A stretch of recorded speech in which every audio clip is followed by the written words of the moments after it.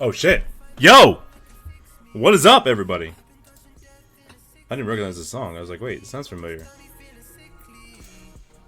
I actually know that song. Heartless. What is up, everybody? Oh my god.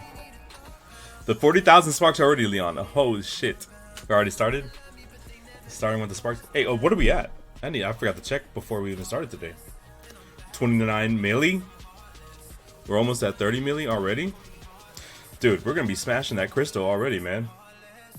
Crystal never had a chance. It's farming, baby. Farm those sparks. Leon, we need to get you a Mixer Pro or something. Get you Mixer Pro, you could be really farming, boy. Guys, thank y'all for being here. I'm still giving y'all a chance to see if anybody else wants to come in. But I appreciate we already had some hosts from Ninjanzi. From KSAC.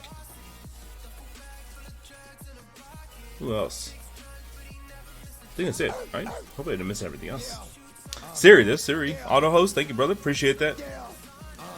Leon's got 57 hours. Damn. In 8 days, dude.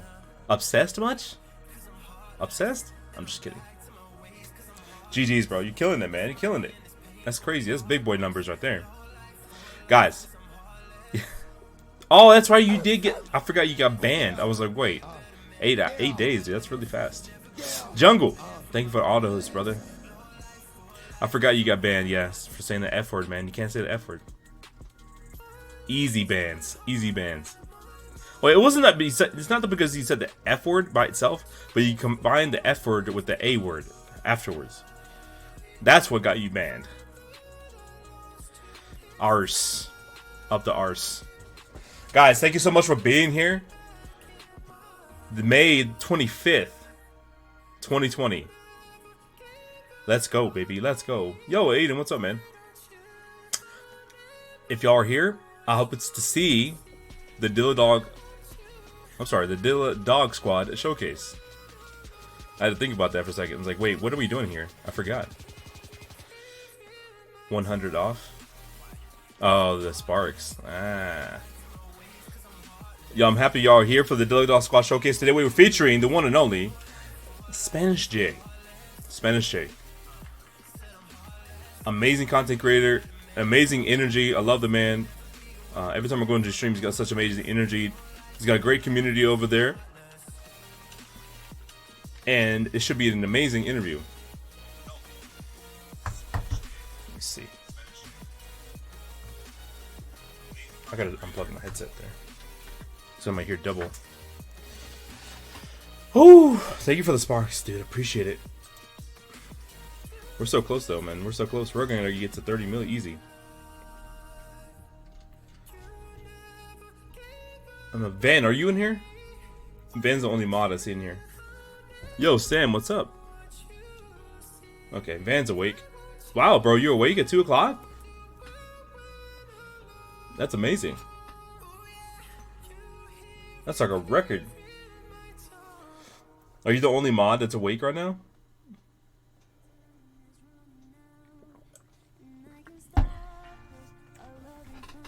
You're gonna miss the stream today, Sam. It's all good. It is all good. Van, I need the mods to get a better sleeping schedule. Y'all are staying up way too late, bro. Viv is up. I haven't spoken to her at all today. Not at all. Let me see. Well, like I said, I'm glad that everybody here. I'm sorry, I'm like trying to think of other stuff while I'm thinking of stuff at the same time. So I need to get on one track. The web show. Oh my, dude, that's like 50 autos that just came in together. Oh my god. Oh, they like doubled up. Reese, Diesel, thank you for the host. I appreciate it. I'm sorry. Thank you so much. Guys, the web show was created in September of 2019. I've consistently interviewed content creators of Mixer over that time. I've created the idea of this show to showcase these particular streamers and their communities. I wanted them to talk about their experiences, whether it be good or bad, and bad.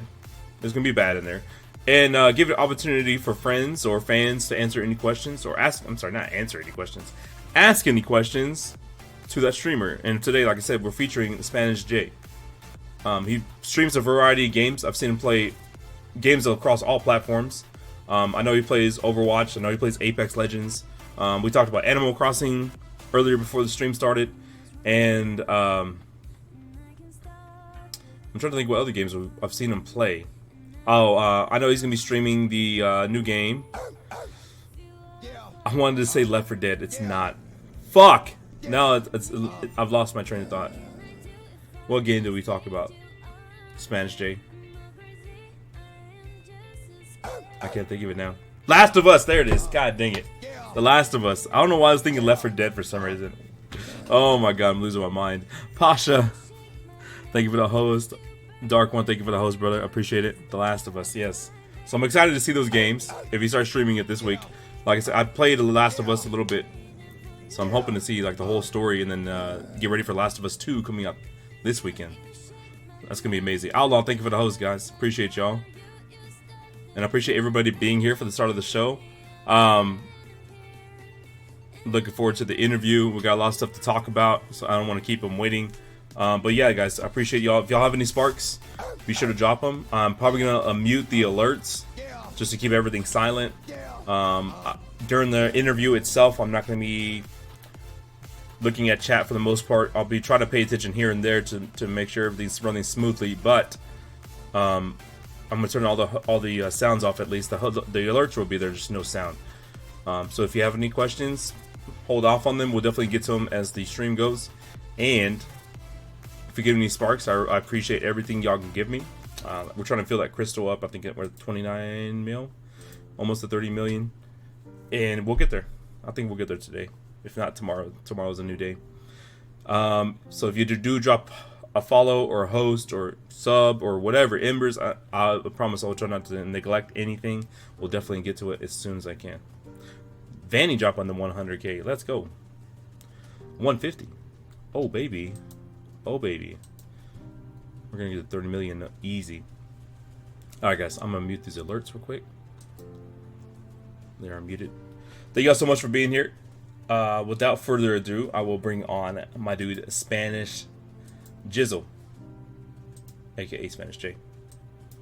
Did you say Spanish jizzle? Jizzle.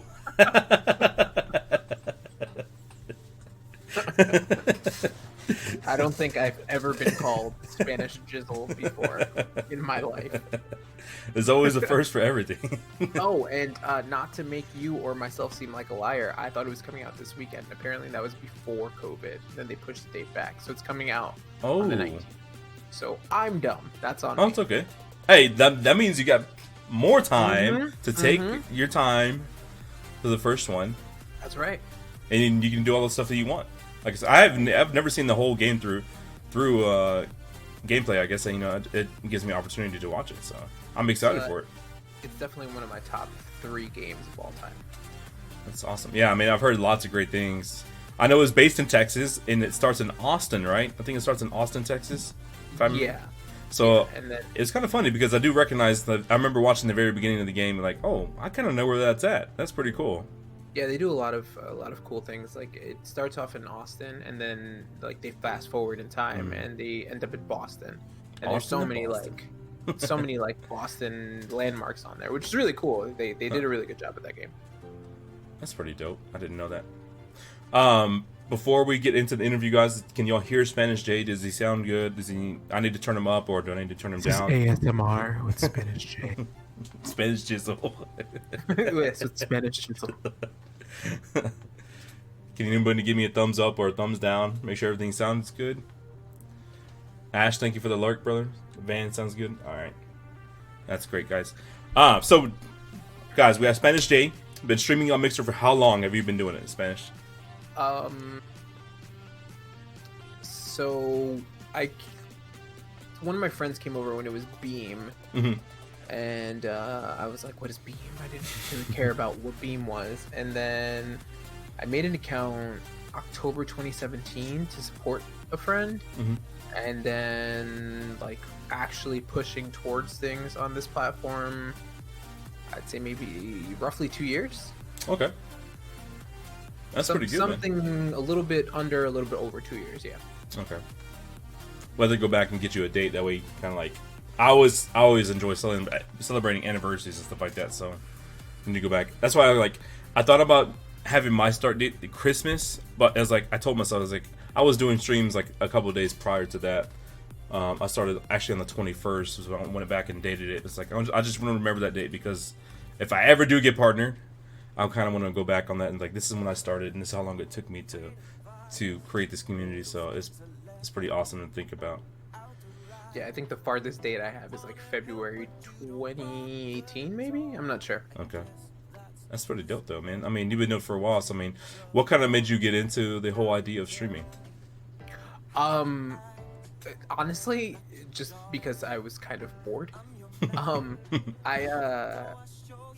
I started playing like we all probably did. We all started playing Destiny, and Destiny was the game of games, and I was big on Instagram at the time. Not like I was big, but like I loved Instagram. So, and then I followed like 2 or 3 people who had Destiny accounts, and I thought to myself, "Oh, this is so cool." And then I said, "Why can't I do this?" Yeah. And then I started putting up some Destiny content, and then just on Instagram, like clips and stuff. Yeah, just clips and things like that. Like if I go far back, I think it's been 5 years now since then. So then I saw somebody start streaming. Like I saw clips being put up, and I thought to myself, "Oh, I could do this. I can totally do this." But I only had a PlayStation and not a PC, so I was like, "Oh, okay. Let me just hit the go live button." I linked up other platform account, and I'll wait till you acknowledge the raid. Don't worry, dude. I was like, wait, what's going on now? I didn't want to say anything.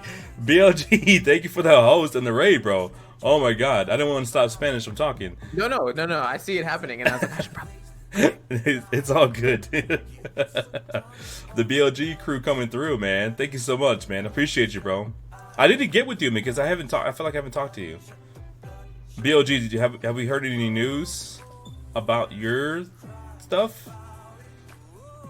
So I know he had applied maybe like a week after I had gotten my okay. I don't know if he's heard anything yet. I'm looking for any other words but BLG. I know. So I'm looking for it. I'm looking for it. BLG Monster, thank you for the host, man. I appreciate it.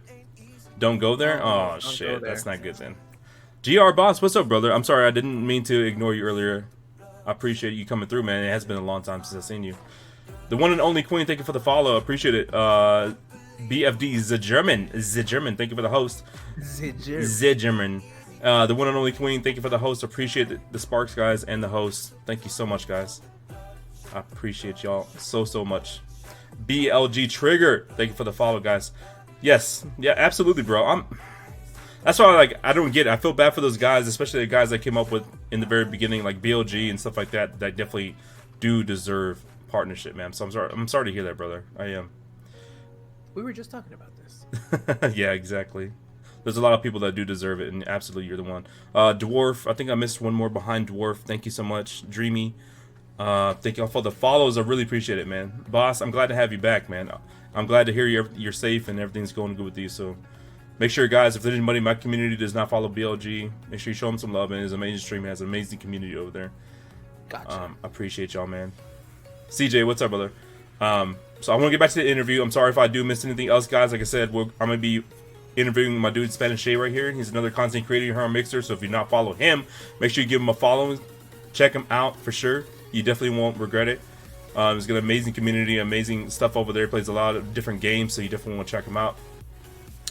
So this interview is about his journey and the experiences he's had on Mixer so far as a content creator. So we'll get back to the interview. If y'all have any questions for him, we'll definitely get to him as the stream ends. I just want to get through this stuff and make sure we don't interrupt anything. Okay, so I appreciate y'all being here. If y'all are still able to hang out with us. All right, no worries, BLG. Appreciate it, brother. So you made your account in 2017. Probably started actually creating content in February 2018, and just basically starting off of Instagram, posting Destiny clips and Yeah. stuff on there. Okay. And then I streamed on the other platform for a little while. Mm-hmm. And just because, you know, it's easy with PlayStation, kind of like with Xbox, just goes right to Mixer. Yeah. PlayStation goes right to this one, so I just did that, and then I got a camera. And then when my friend came over, she's actually a partner streamer now, Yooooooo, when she came over from the other platform to Mixer, Mm-hmm. she said, you know, it's really, really good over here. And I said, all right, whatever. And I stopped by some of her streams, and then I found other people, and then I thought to myself, oh, I could do this. And by that time, I had gotten a capture card, and I had gotten a PC for Father's Day.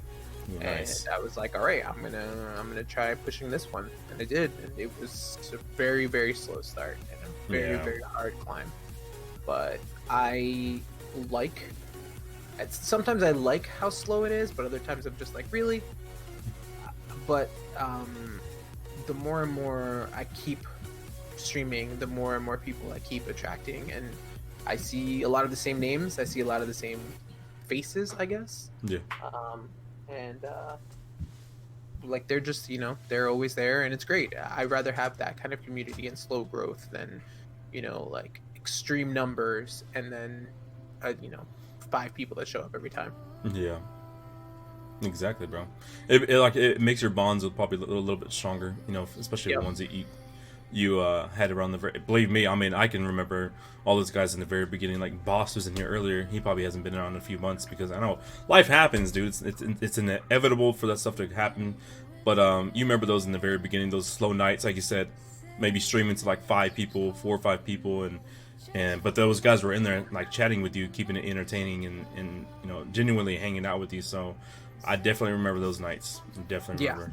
So that's amazing, man. Like I said, yeah, it's more important just to have that core group of people to hang around, because you know they genuinely come back and want to check out your content and hang out with you day in and day out. So, and you won't remember if you have, you know, a whole bunch of people just coming in all the time. And maybe, I mean, I'm sure it's nice to have those nice numbers, but it's better just to have that core community around you for sure. For sure, brother, for sure. So that's awesome. I didn't know you knew Sheikah Wolf. I know her through another set of friends too, and they were really good friends with her. I honestly haven't had a chance to really go in her channel and actually check her out, but I've heard good things about her all the time. Yeah. I didn't know she came from Twitch though. Yeah, she did. She came from Twitch. I followed her on I don't even remember how. I think she liked one of my posts on Instagram one day, and I like checked out her stuff, and I was like, oh, she's a Twitch streamer, so I went over. And then I followed her, we established some sort of friendship, and then she posted that she was moving to Mixer, and I was like, what the hell is Mixer? Exactly. So then, you know, and she was really established on Twitch. Like, she had a ton of followers, and she was affiliated, had subs, everything. She was doing really well for herself, but much like me, she said there was no organic growth. There wasn't anything of substance, and she kind of felt like she was... And I definitely felt like this. I felt like I was lost in the mix, you know.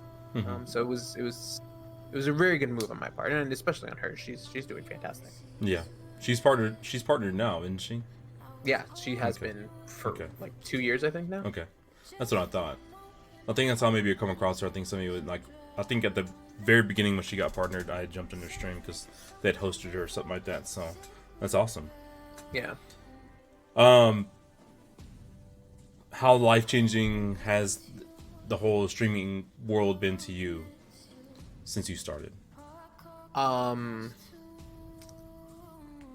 a loaded question. No, I'm just kidding. I don't know. It's different for everyone, I guess. Yeah. The positives are the people that I've met. The people that I've met through streaming is incredible. Like Ocean, I know you interviewed Ocean last week. Ocean has actually become one of my closest friends via streaming and via our stream team that we are affiliated with. Him and I have like a very good bond. Like I talk to the dude like every day. Yeah. And you know, he knows my daughter, he knows my boys. Like we just shoot the, I don't know, that's where No, you can say we it. shoot the all right, we shoot the shit. And I don't want to get banned. No, All right. And like, yeah, but I mean, there's so many amazing people. And when I went to PAX the first time, last year, not this recent one, but last year, I was super nervous to like meet people. Yeah. And just talk to anybody. And I still had a great experience, but it wasn't what it was this year. This year, I went to PAX for all 4 days. And I met so many amazing people, not just because of the Mixer booth, but because I've been in their streams, I talked to them, like, and it was nice to like meet those people and just embrace the culture and embrace the people in their own, like, right in front of, you know, face to face. Exactly. More positives are, you know, I got into the whole stack up thing, which I'm sure we'll get into later.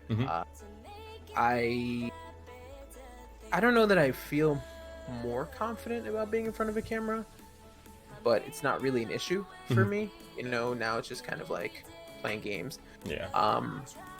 I've had the opportunity to like show my experience through video gaming. I've had the experience of gaming for people. Like you said, you never played The Last of Us, but you'd want to see it. Yeah, exactly. You know, one of my best mods, he doesn't have a PlayStation and he loves Final Fantasy VII. So he literally watched every single stream to like go on the journey with me. You know, those things have been like amazing, just absolutely incredible. There are some negatives to how impactful it is. I lose sleep. I lose a lot of sleep. I'm a dad, so I'm up at like 7. Do you have what? No. I lose sleep. I usually go to sleep at like 2 o'clock in the morning, so I sleep about 5 hours a day. Aside from that, there was a point where like my relationship was getting very rocky because of streaming. Yeah. And it took a really, really long time to get to where I am now via that. My lovely fiance, she who I refer to as my lady or my wife or whatever, we've been together for so long it doesn't really matter. SARS. We were just really rocky at first during this whole thing because it was like she didn't understand how much of a grind it was. Yeah. But she has like come to realize that it's not just video games. It's not just putting yourself in front of a camera. It's, you know, how you affect people in their everyday life. You know, how you talk to people, how you can connect to people. She sees how Ocean and I converse, and she's like, you know, this is incredible. We went into a stream the other day, Johnny and Heidi, and we had a date night via their music. Yeah. You know, when I did this charity event this weekend, she was there and she threw pies in my face. She might have liked it a little too much, but that in itself has been a journey, and that actually has gotten us, like streaming has kind of strengthened us. In the nights that I have off, like my days off from streaming are days that are nights that I spend with her. Yeah. You know, and I don't care if it's just watching her play Animal Crossing or watching a movie or some stupid show that I don't want to watch. It's just nice to spend, you know. Yeah. Yeah. But it's not just nice to just spend time with her, you know. But that, like, taking that balance of relationship, being a dad, a teacher, and a streamer, has had that in itself has just been one ginormous journey. Dude, I mean, that's a lot of juggling. Because I mean, in my own personal story, I just have work, wife, dog, and streaming. Like, you have so many other variables, and then you have kids, which need attention and everything that comes with it. I couldn't imagine adding a kid into my own equation would be very difficult. I don't know how you do it. It's really tough. You know, I was talking to somebody, another Mixer streamer, about this, and she was like, you know what's crazy is that you have to be on for streaming. You have to be on as a dad, and you have to be on as a teacher, and that's where the lack of sleep comes from. Yeah. I can honestly say that even though this whole COVID thing is like driving people nuts, it's kind of been a blessing because I don't really get a lot of time with my kids because I'm working 8 to 4. We get home, they have to eat, homework. Eat dinner. homework? Yes, they eat homework and then they eat dinner in the bathtub and then they go to sleep. But I don't really get a lot of time with them. But you know, like at first I was like, oh my god, we get to stay home from school? Like this is amazing. But as a teacher now I have to remote teach. Yeah. You know, I have to come up with lesson plans throughout the whole week. I have to be in front of my computer for meetings and for calling parents and everything like that. But it's nice, even though they're screaming at the top of their lungs behind me and driving me absolutely bananas, it's nice to have them there and just, you know, like take half an hour from being in front of a computer to hang out with them. At first I was like, oh my god, I'm gonna stream all day. But even if I could, like someone said to me, oh, what are you gonna do in the summer? Are you gonna stream longer hours? And I was like, I don't know, because like my daughter's already 3, my oldest is 10. Like I kind of just, they're growing up way too fast. Yeah. I don't like it. I want them to just stay little forever. But then I think about it and I'm like, well, when you're 18, I can legally kick you out. Just stop growing up. Wait, get out. Can you just grow up faster? It's a double-edged sword. So all 3 of your kids are from your your fiance? Different. No, so okay. So both of my boys are my stepsons, but okay. I mean, I've known my oldest since he was 4, and the younger one, it's Spanishj Malone. The younger one, since he was 2. So they're pretty much my kids. Like I treat them like my children. I refer to them as my children. I love them like they were my children. And it's interesting because I never thought that I would be a stepdad, and I have a stepdad who I actually look up to. Yeah. And my daughter is mine. But at the end of the day, like when I say I have children or I have kids, I have 3 children. Like they're my kids. Like yep. We provide for them. You know, we do everything for them. Exactly. That's awesome, man. Hey, I mean, I was lucky enough to have a great stepdad as well. My mom.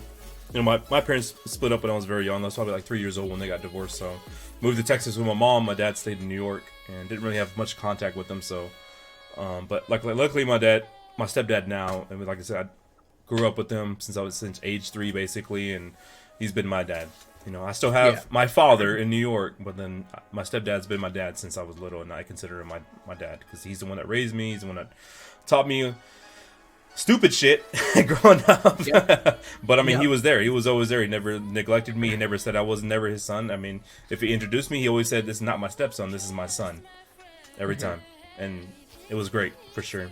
Made me feel like, you know, he actually cared for me and he actually did everything for me. He never put me to the side because I was not his son or his biological son. So I appreciate that. That's good for you stepping up and taking care of those kids. I'm sure they'll definitely appreciate it when they're older. I try to tell them a lot, like, you know, you guys are very fortunate that you have 2 father figures in your life. Like, you have your dad, and I don't like to boast about myself because I never really do. And you have me. Like, we're both trying to teach you different things, different outlooks. You know, you just have to take whatever you think is right and go with whatever. Yeah. Exactly, man. That's awesome. And then your daughter, she's adorable. I did see her during the charity stream. I think she was there for the very first pie. Yes, she got freaked out. But come to find out, I thought she got freaked out because she didn't like the whipped cream on my face. She got freaked out because whipped cream got on her feet. That's why. She didn't care about you. She didn't care. She had no. She was like, whatever. I don't care about you right now. My feet. My feet, though. Do you not see this? That's awesome, dude. Yeah.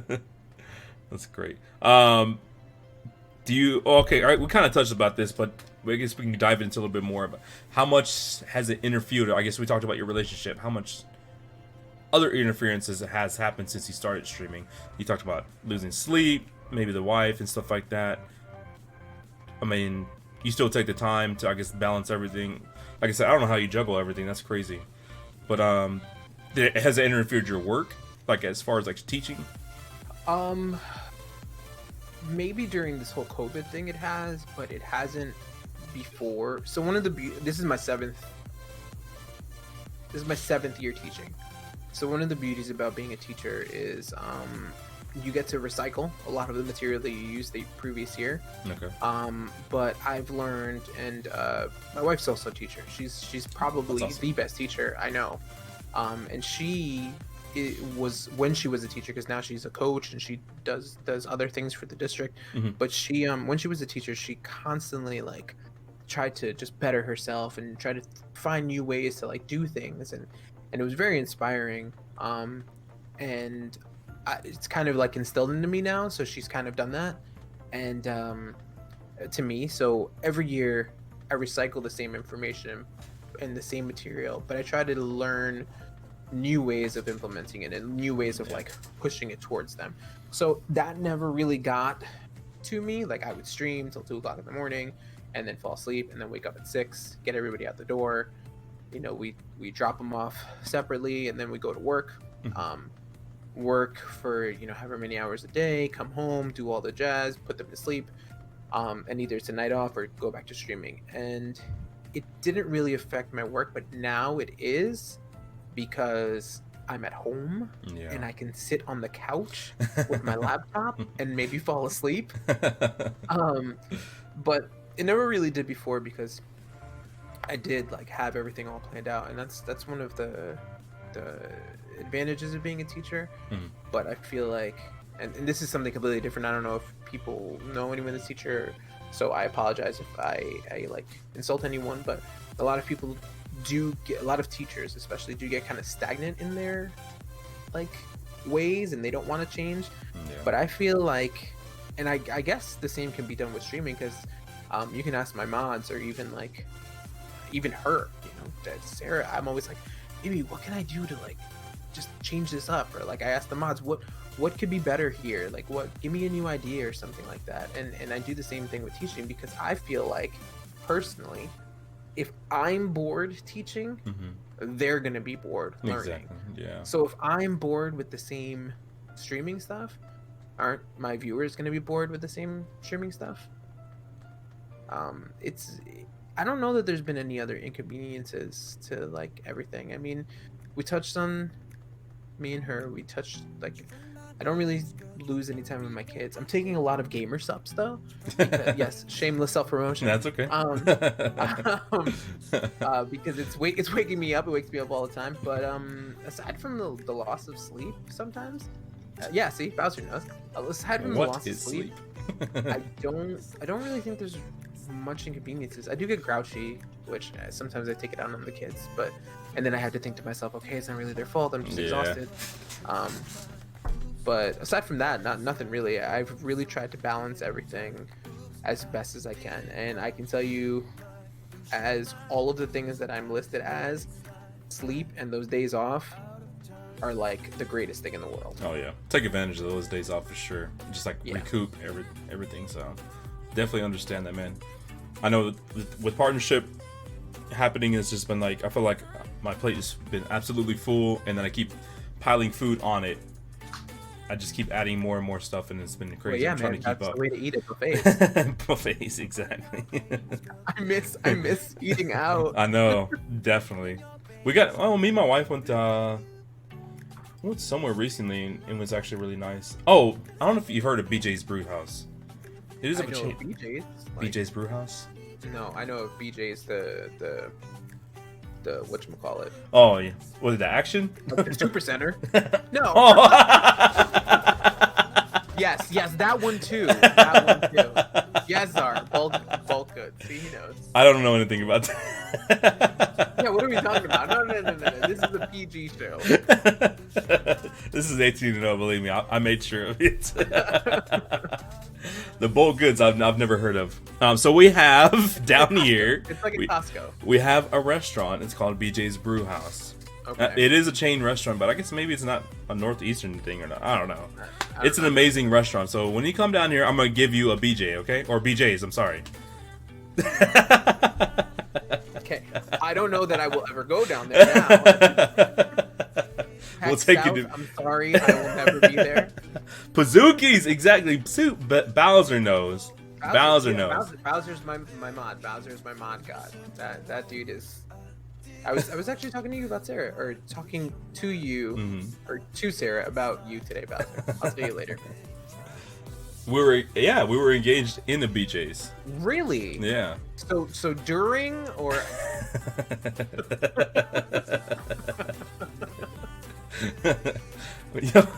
What's up, Yaska? What's up, guys?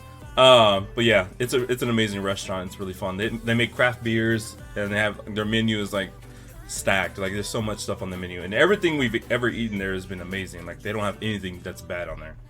It's a great restaurant. So did they open it back up and like you guys went out? Yeah, so they opened it up and they had like tables separated, and they even like had like we sat next to the bar, but they kind of like had stools like in front of the bar, so it kind of has like that distance between everybody. So it's pretty cool, and it wasn't crowded. I was really surprised. I mean, we went there and there was like maybe like 10 or 15 other couples, and it's a huge restaurant. But I mean, it seemed like maybe people were still taking their time going back into restaurants, but we had a great time. We took advantage of it.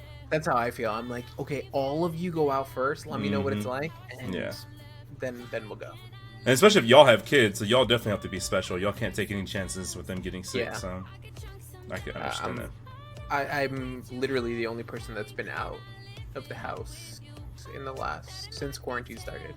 That's crazy, dude. Yeah, like I mask myself up, hoodie, everything. Biosuit. Like Fallout. Yeah, just go pretty much. Pretty much. I literally just go out in that mech. That's great, dude. What do your and this is an interesting question for you because you have another aspect out of this I want to get into. What do your family and friends outside of streaming think of the idea of you streaming? So it's interesting because my that is a great question. Stars and I actually talked about this at PAX. So my friends just recently found out that I stream, and I think, well, my best friend knew. He's known for a very long time. But like I have a very close knit group of friends. We've been friends for like almost 20 years, which is really, really crazy to have a group of friends for that long. Like our kids hang out and everything like that, but no one ever like. I don't know. I never felt like telling them. I felt like it was like worlds colliding, you know? Yeah. And we had a Zoom happy hour like I don't know 2 weeks ago or something like that. And I was streaming. It was like a midday stream, and I was like, okay, guys, I gotta go because I didn't want I haven't seen my friends in quite a while. And they were like, what were you doing? And I was like, oh, I was streaming. And they were like, what? and they were like, yeah. I was like, yeah, I was streaming. They're like, what do you mean you were streaming? What were you streaming? And I told them, and they were like, that's weird. And I'm like, okay, maybe for you, but it's not for me. And it's funny because, like, I would have thought that my best friend would have jumped on it, and he did. But before he even had a chance, Sarah was just like, let me tell you why it's not. I was like, okay, wow, all right, I like this. And it was just really nice. My mom knows that I do. My mom was extremely proud of me, as was Sarah. She was because of the charity that we just did this weekend. My sisters know. My sister stops into my stream every now and then. The older of the two younger sisters knows, but she just doesn't care enough. But my younger sister, who is 19, she stops in every now and then just to say hi and everything like that. But they don't really frown upon it or anything like that. They may not get it. My best friend, I talked to him a couple of days ago actually, and he was like, it's crazy what you're doing and everything like that. Like he said, I stopped by your channel and I saw a girl and it wasn't you. And I was like, what?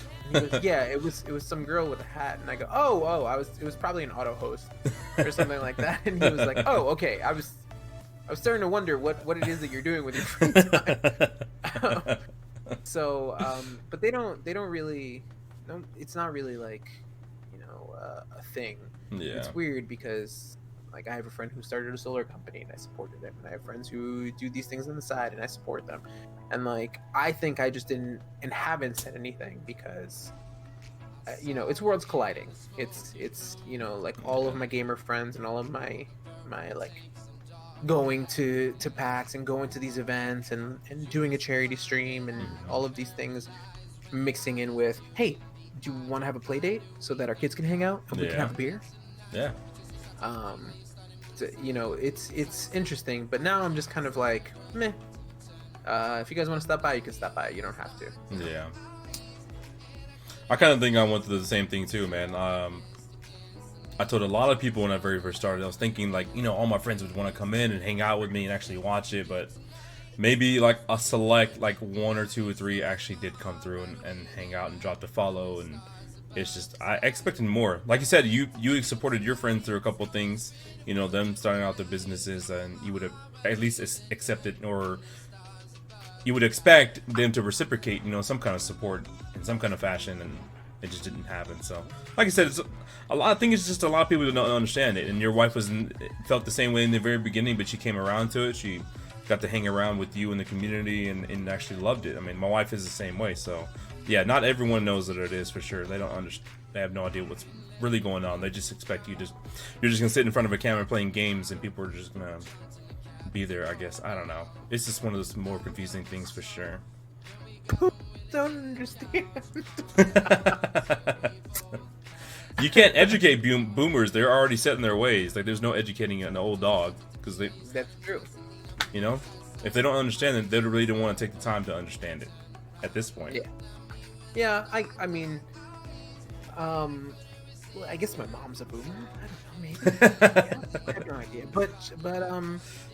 But she doesn't get it. She doesn't understand it. But she, like every mom, obviously, supports whatever it is you do. Whether they understand it, like it or not, you know. Yeah. They're always going to be proud of you. But it was nice. It was nice to have my mom. You got it, you spit. Donger, thank you for the 1500, brother. Oh my god. Holy shit, man. Can we get some hype in the chat? The Amber hype, baby. Let's go, baby. Amber hype? Thank you, brother. Oh my god, man. Came out of nowhere. He said, yo, what up? That's how he says what up. He drops 1500 embers. That's what we do in my chat.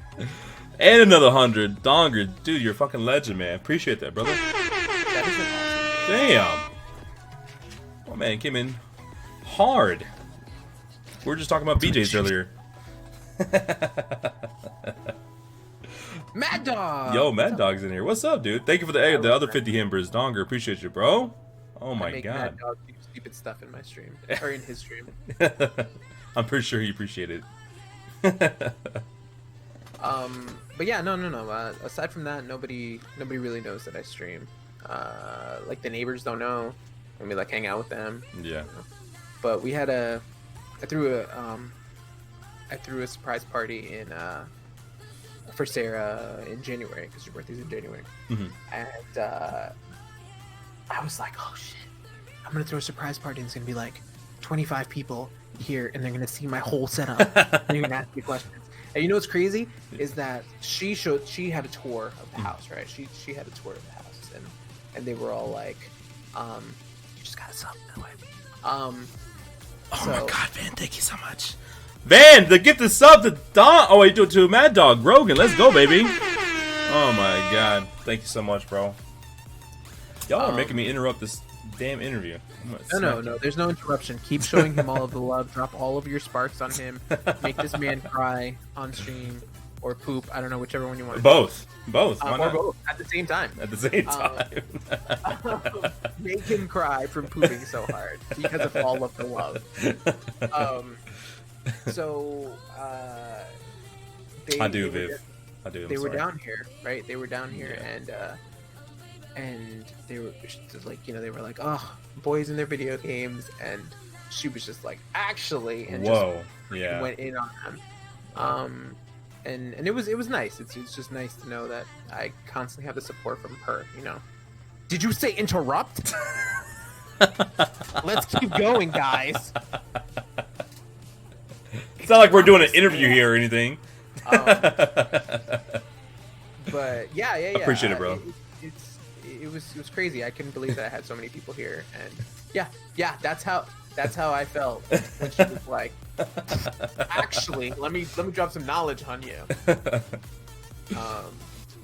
Yeah, no, she supports me and has my back on all this stuff, and it was really nice because I freaked out. I was like, oh shit, I'm gonna have like 30 freaking people here. I'm not gonna take this whole thing down. You know how long this thing takes me to exactly to step back up? And she it was awesome. It was nice.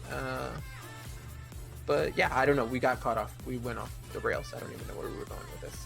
Oh, that's fine, man. That's awesome. I mean, it sounds like she fully supports what you do, and that's crazy. I mean, like I said, I mean, we talked about this. I mean, not everybody understands what it is, and that's great. I know I get worried, and we had to move into our new apartment pretty quickly than the one we live in now, and I had set the first thing you want to do when you move into a new place is set your stream up, right? I didn't want to do anything else. I didn't want to unpack. Fuck that. I just want to. I don't care about anything. Just give me my boxes and let me work on my stuff. Yes. So that was me when we got to the new place. I didn't care about anything else. I was like, wait, which room am I going to use to stream in? That's the most important thing. And that's the most important thing I'm going to look at when we actually get a house. I'm like, where can I put my stream? Like, which room? But remember, honestly, if I can give you a word of advice, don't use a room. Don't use a room. Maybe get a place with a basement and set it up down there. Yeah. There's a lot of streaming. It's not just even that, but like, if you think about it, later on, once you may or may not expand your family if you don't want to. No. That's totally fine. But what you can do is, if you run out of space, you can wall off that area, and it's already in the basement, so you don't need to worry about. Much. I wish we had that, but we don't. Yeah, we didn't either. We're living in a townhouse, so I just had to think, like, as soon as I got here, it's like, well, we're like, they had like different layouts for the townhouses. Like, I wonder which one would look better or which one would feel better. So we went with this one. But that was immediately like the first thing I wanted to do was just get my stream together. But of course, we had to have people come in, and like our AC went out, and the maintenance guy had to come in, and I was like worried. It's like, he's gonna go in that room. It's probably, what the fuck does this dude do? There's like cameras and lights and like green screen. I'm like, I was so worried. I'm like, don't think about that. Yeah. Because our house is a raised ranch, and you go up in the front door, and you can either go up or down. And when you go down, there's we have like a playroom, and then if you turn around the corner, it's my area. Like this little tiny area is my area, but then the laundry room is right here. Okay. And every single time we have an issue in the house, every single time, it's right there. It's right there. There's somebody right there, and I'm always like, oh crap, they're gonna watch, they're gonna take my stuff, they're gonna, and I have like anxiety about like them seeing my stuff. I'm like, oh my god, what are they gonna think? So I try to keep them out. I'm like, so what's the problem here? What's going blocking on? the view. I'm like, no, there's nothing to see over here. Nothing to see. You're right, Bowser. There is no shame in I sell my bathwater. As long as they don't see like whips and chains and fucking handcuffs hanging from everywhere. I know, right? Like, I feel like it's on the same level of that. Blow up dolls and shit. No, I'm into gaming. Wait, which one kind of suits you? Are you into those whips and chains, or are you into gaming? Yeah. That's awesome, dude. I don't think I asked you this, so you don't have to tell me exactly. I know a general area, but where do you live at? So I live in the state of New York. I live upstate. Okay. I live about 3 hours from New York City. Awesome. That's amazing. I didn't know. I was trying to remember. It's like, I know we may have talked about it before, but I didn't get exactly where you were at. Yeah. The Red Room. So what's the best thing about living in upstate New York? Nothing. No, I'm just kidding. I actually really like living where I do. Every time I go down to visit in the city, I remember why I wouldn't want to live there. Like it's just too much all at once, and it never stops. And I still have that mentality. Yeah. Because I grew up there, and I still have that like go mentality. But what first of all, I hate the suburbs. I live in the suburbs now. Can't stand it. It's the worst. But like where I lived before we moved to the suburbs were like the major cities in upstate New York, and it was nice because it had flow. You could walk everywhere, but it wasn't too busy or overcrowded. Yeah. And that was like the nice thing about it. The crappy thing about it is that things close at 9, and restaurants aren't open past 11. So that kind of sucks. Yeah. But I'm about an hour away in each direction. I'm 3 hours from Boston. I'm an hour away in each direction aside from Boston area to go hiking. And nice. My stepdad took me on a hike when I was, I don't know, like 16, and I was just an ass the whole way up the freaking mountain. But I secretly liked it because I grew up in the city and I didn't know what a freaking tree was. I didn't know, no joke. I didn't know. Shut up. I didn't know what poison ivy was. Oh my god. Until I was 14 years old. I'm not even joking, because like I wasn't trying. I wasn't exposed to that kind of stuff, you know. Yeah. You tell me how to get from Queens to Manhattan, I will tell you take the F or the E. Mm-hmm. Where do you want to go? Don't take the R unless you want to take local traffic, like you know. But I didn't know that. So it was a culture shock moving up here, but I like it. I like it a lot now. I consider myself more up here than I do from New York, but like I still remember a lot of the things about growing up there. That's great, dude. So what do you think is the worst thing? I guess we kind of touched about it. What do you think is the worst thing about living upstate? You need a car. Yeah. You have to have a car.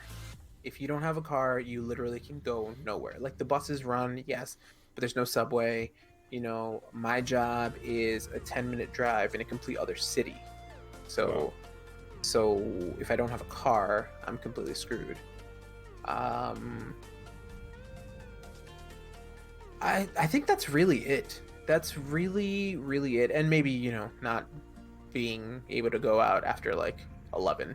Yeah. Because there's nothing really open. I mean, you got your 24-hour places, but I don't really feel like having breakfast at Denny's at, 2 o'clock in the morning. Exactly.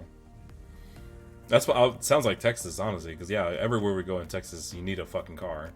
I mean, you can bike to certain areas, but I mean, it's so fucking hot here. I wouldn't want to be biking everywhere. I don't know how you do it, man. I don't know how you do it either. Breakfast at Denny's. Moons over Miami. Actually, you know, we had Denny's at Pac South before we went into Pac South. That's where we had breakfast at. The other amazing thing about living here, honestly, is the winters. I love 24682. I love the winter. I love snow. And the massive amounts of snow that we get in the winter sometimes is pretty crazy. It's sometimes we'll get like a dusting, which to everyone would seem like a lot. It's like 2 inches, but then we get like 2 feet, and I'm like, snow day. Oh shit. Yeah, like we get a lot of snow. Like damn. I think, was it 2 years ago or was it this year? We had over 4 feet of snow. Holy shit. Yeah, we needed the plow guy to come, and he charged us twice because he said, I have to use I guess I have to use so much gas to like push all of your snow, and it's gonna be like double plowing. And I was like, whatever, man, just plow do it. Just fucking do it.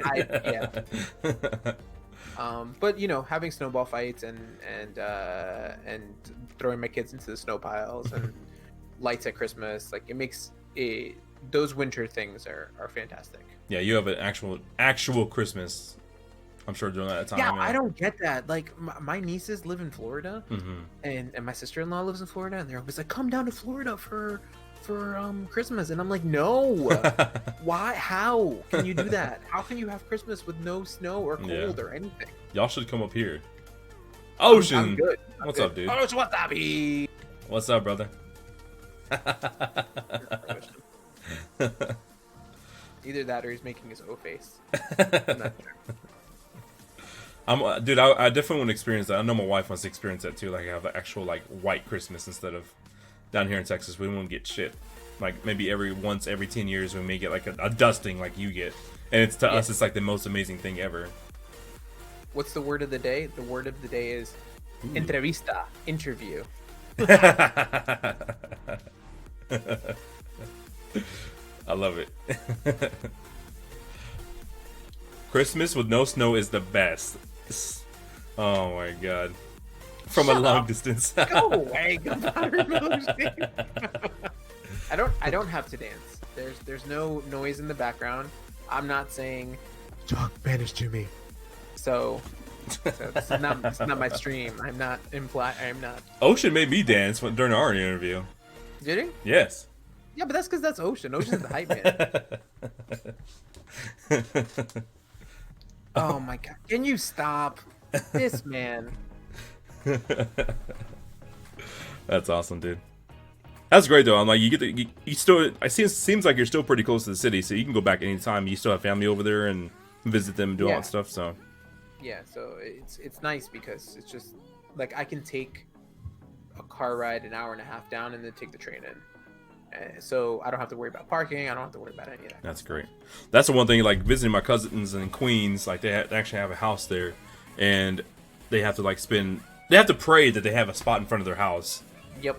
If not, they have to drive like 2 blocks away and hopefully find a parking spot. Like that idea of it is insane. It's crazy. I went to visit my cousin because we wanted to go. To my sister and I wanted to go to AnimeCon in November. So I asked my cousin, "Hey, do you mind if we just crash at your place?" And she was like, "Yeah, sure, no problem." She also lives in Queens, and we drove around the block like 15 times until we finally found a spot, and the spot was like 3 blocks from her house. It's insane. But why would you have a car in New York City? I don't know that. You know, the subway takes you everywhere. It seems like it's more of a hassle if you own a car. Yeah. Yeah. And the insurance there is insane. I couldn't imagine, dude. No. I feel like they do it on purpose. Like they don't want you to own a car. They want you to use the public transit and stuff like that, or a bike or something like that. I actually used to sell insurance a long time ago, and it's just statistically, there are more accidents down in New York City because people drive so close to one another. Yeah. So there are more accidents, which means they have to pay out a lot more, so the insurance rates are a lot higher. Yeah. Boom, knowledge. You just got insuranced.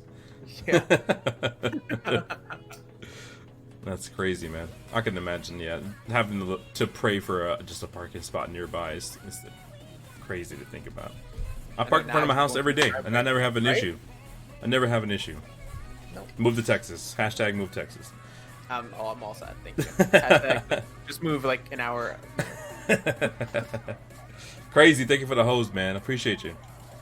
Thank you all other guys. I don't think everybody else had a host. I appreciate y'all coming through.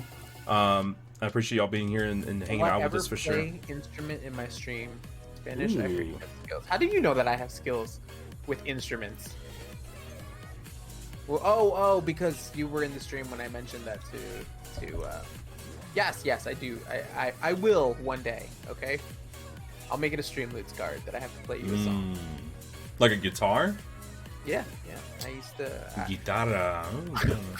Fun fact about Spanish. Fun fact about Spanish. I used to be in a band a long time ago. Long time ago. I think I was like 19 when I was in a band.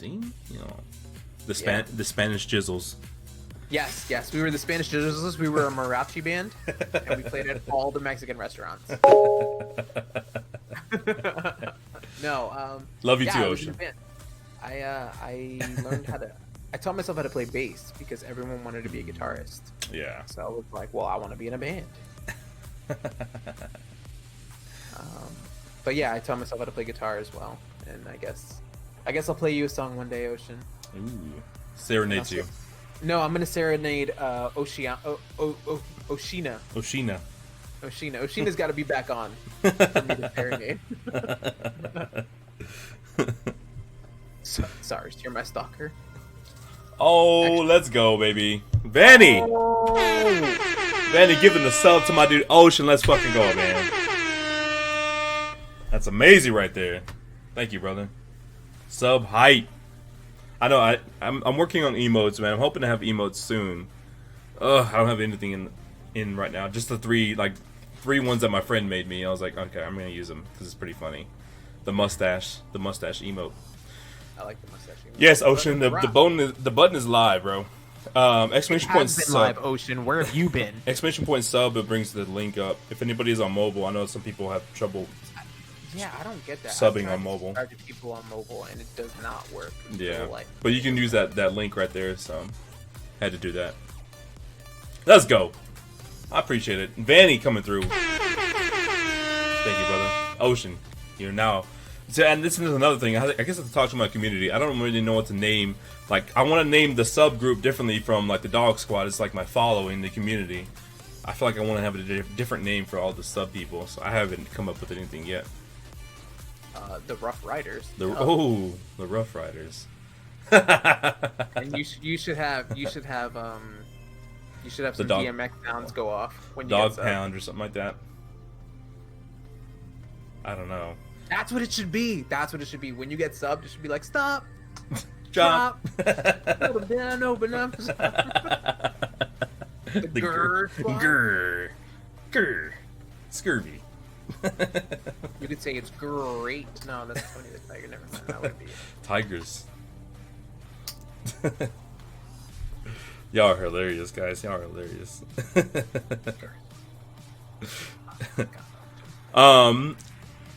Mr. Spanish Jizzle, outside of streaming or gaming, what are your favorite hobbies to do?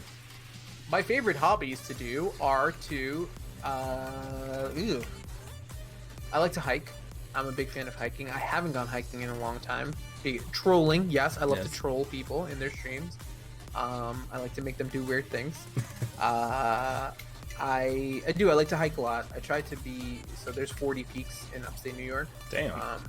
Yeah. And I try to do all 40, but then, you know, I got kids and kind of put a damper on that. But over the summer, I'm going to try to do it a lot more.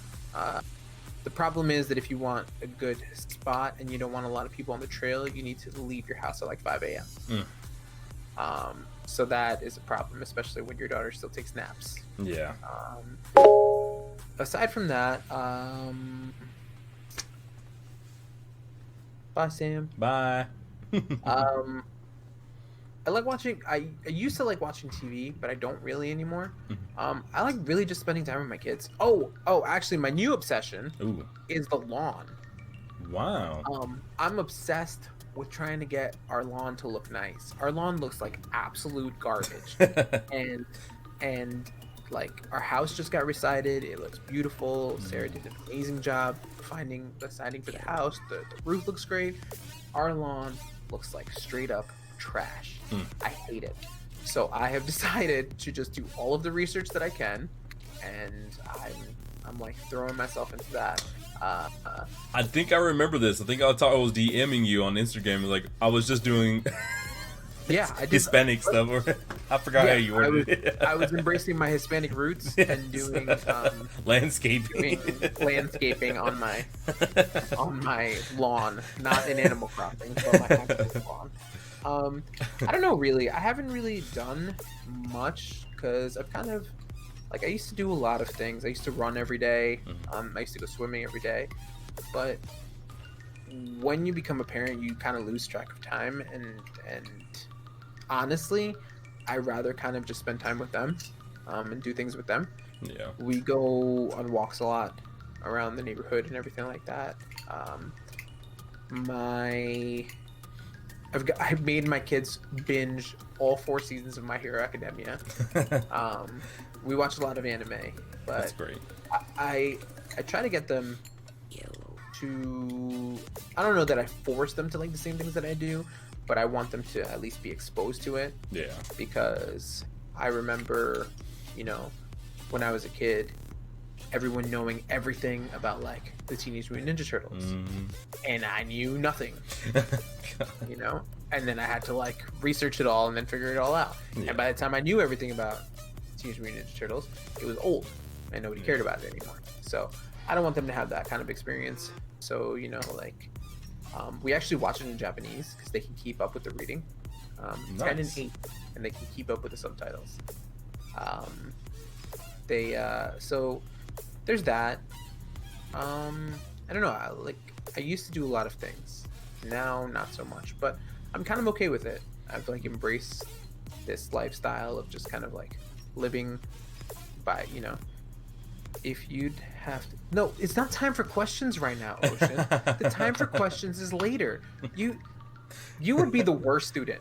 You would be the worst student. I would hate you so much. You'd have to go back and search your email. Okay. Well, I can see like how their hobbies would become yours. Like if you, since you're an involved parent, like if they start like playing baseball, like once everything goes back to normal, like either baseball or t-ball or whatever sports they may get into, that would become your hobby. Maybe coaching. So your wife is already your coach already. Would you want to coach a t-ball team? The problem is that like I'm very, very real and straightforward with people, and I definitely am as a teacher, and you know, like sometimes I hate how harsh I am on the students, but I've had so many come back and tell me how glad they were that I kind of was real with them. Like I'll tell somebody straight up, I'll be like, you are amazing at basketball, you won't make it to a D1 school.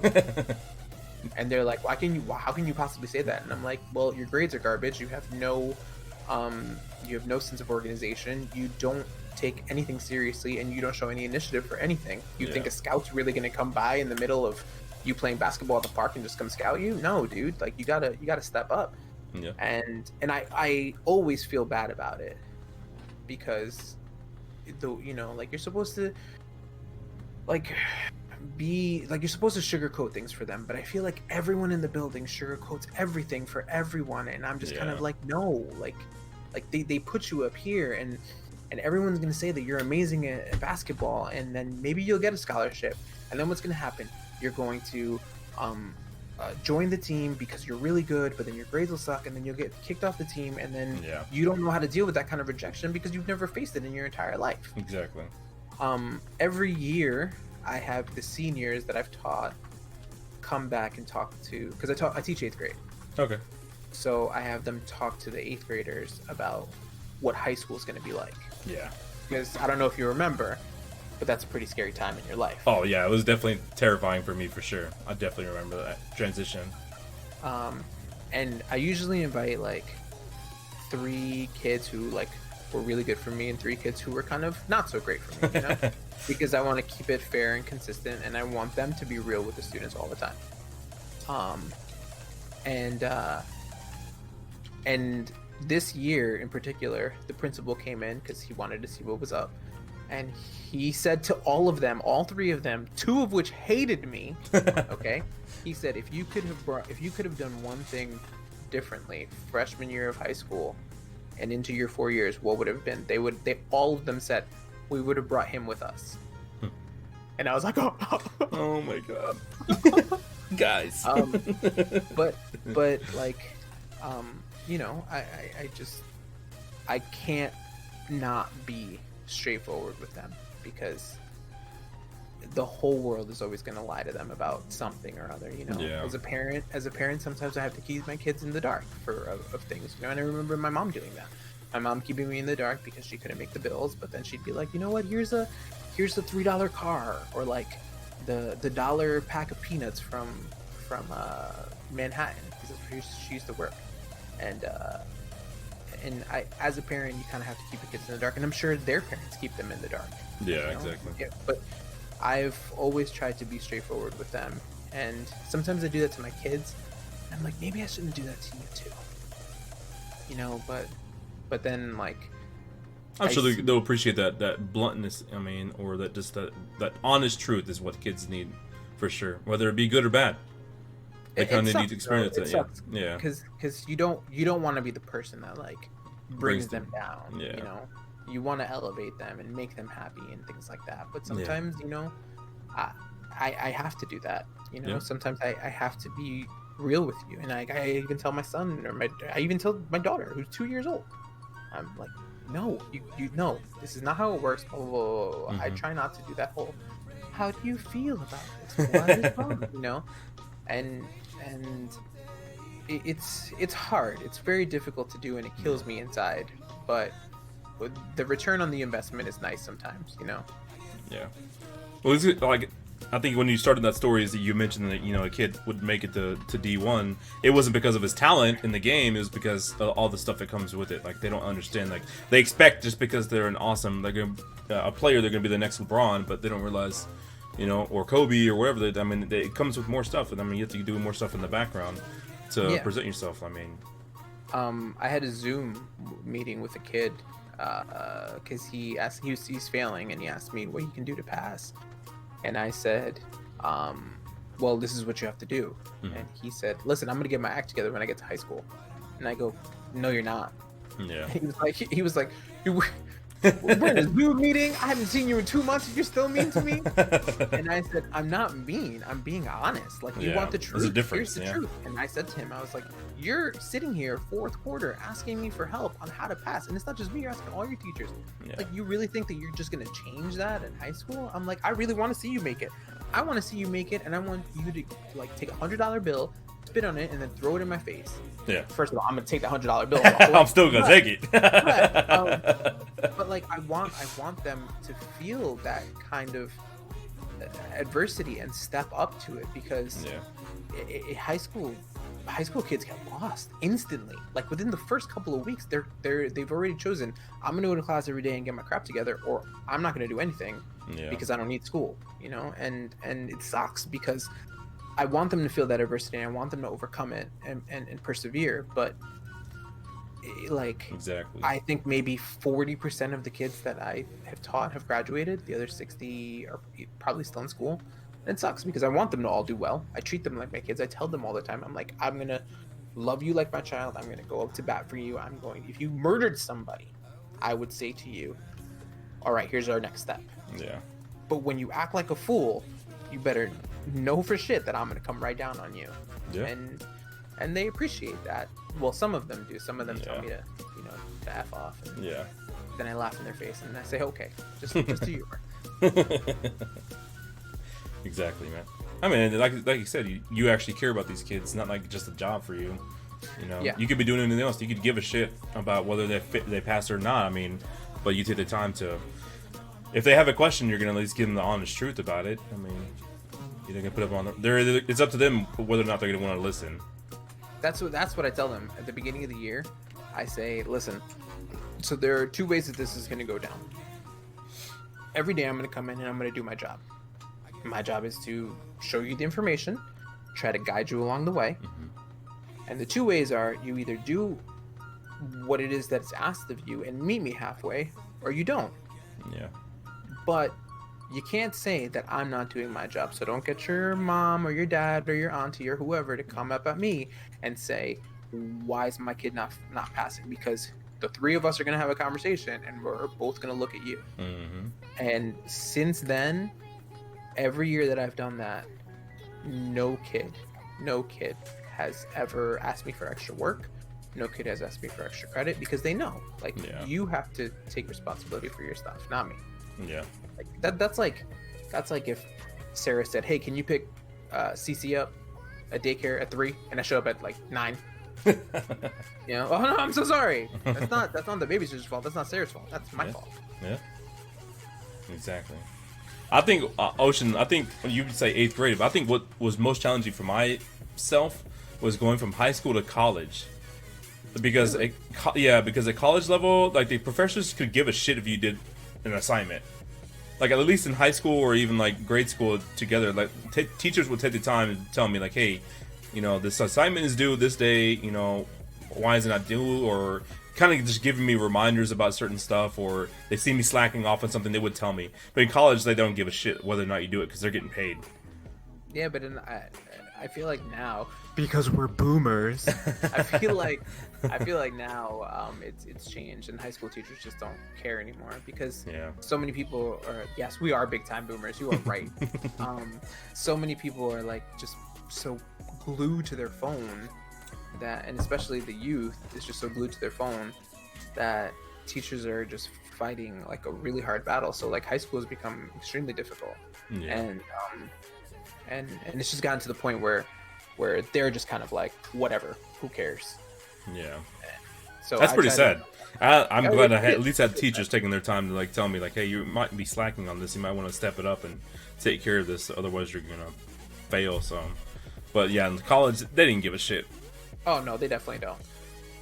They're getting their paycheck and that's it, man. Yeah. But you're not gonna come to class? That's cool. Yeah, and that's what happened to me. I really fell off in college. I mean, I hardly went to class, and it was $10,000 party for me.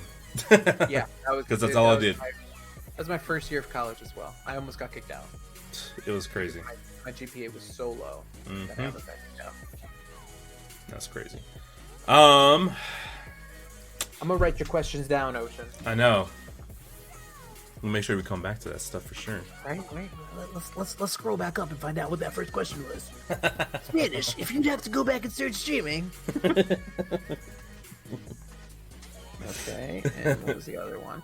It was how can you relate teaching to streaming? It's actually a really good question. Yeah. I do. So let me talk about this before we move on to the next question. Have you or do your kids know that you stream? No, they don't. Not at all. No. If anyone pops in, I'm out. I'm out. No, actually, there was only one student who found me. Wow. One, and I Did you shake him down? Implicitly. He's like, put him against the wall. I'm like, hey, if you tell anybody, I swear to God. Listen, no, I actually trust that student implicitly. Like they've been in the stream. They've like chatted with me. We talked about it off stream. That's cool.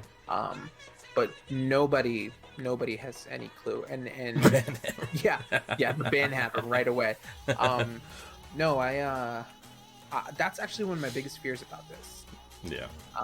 Because then like this, when the students find out that I game, they always say, "Oh, can I get your gamer tag?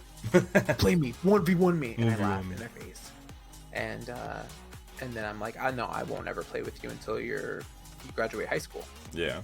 And then they're like, what? Why? Why can't you just give it to me when I get into high school? And I say to myself, I say to them, because honestly, it's a little unprofessional. Yeah. And they say to me all the time, they're like, well, this person has me on their Facebook, and this person like games with me, and I'm like, that's great. Yeah, That's good for them. Good for them, yeah.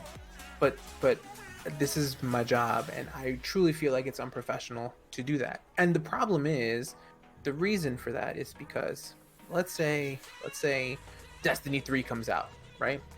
And it's amazing, which it probably won't be, but it's amazing. And they have an amazing raid, and then one of the kids says, hey, can I raid with you? And I'd be like, yeah, sure, no problem, right?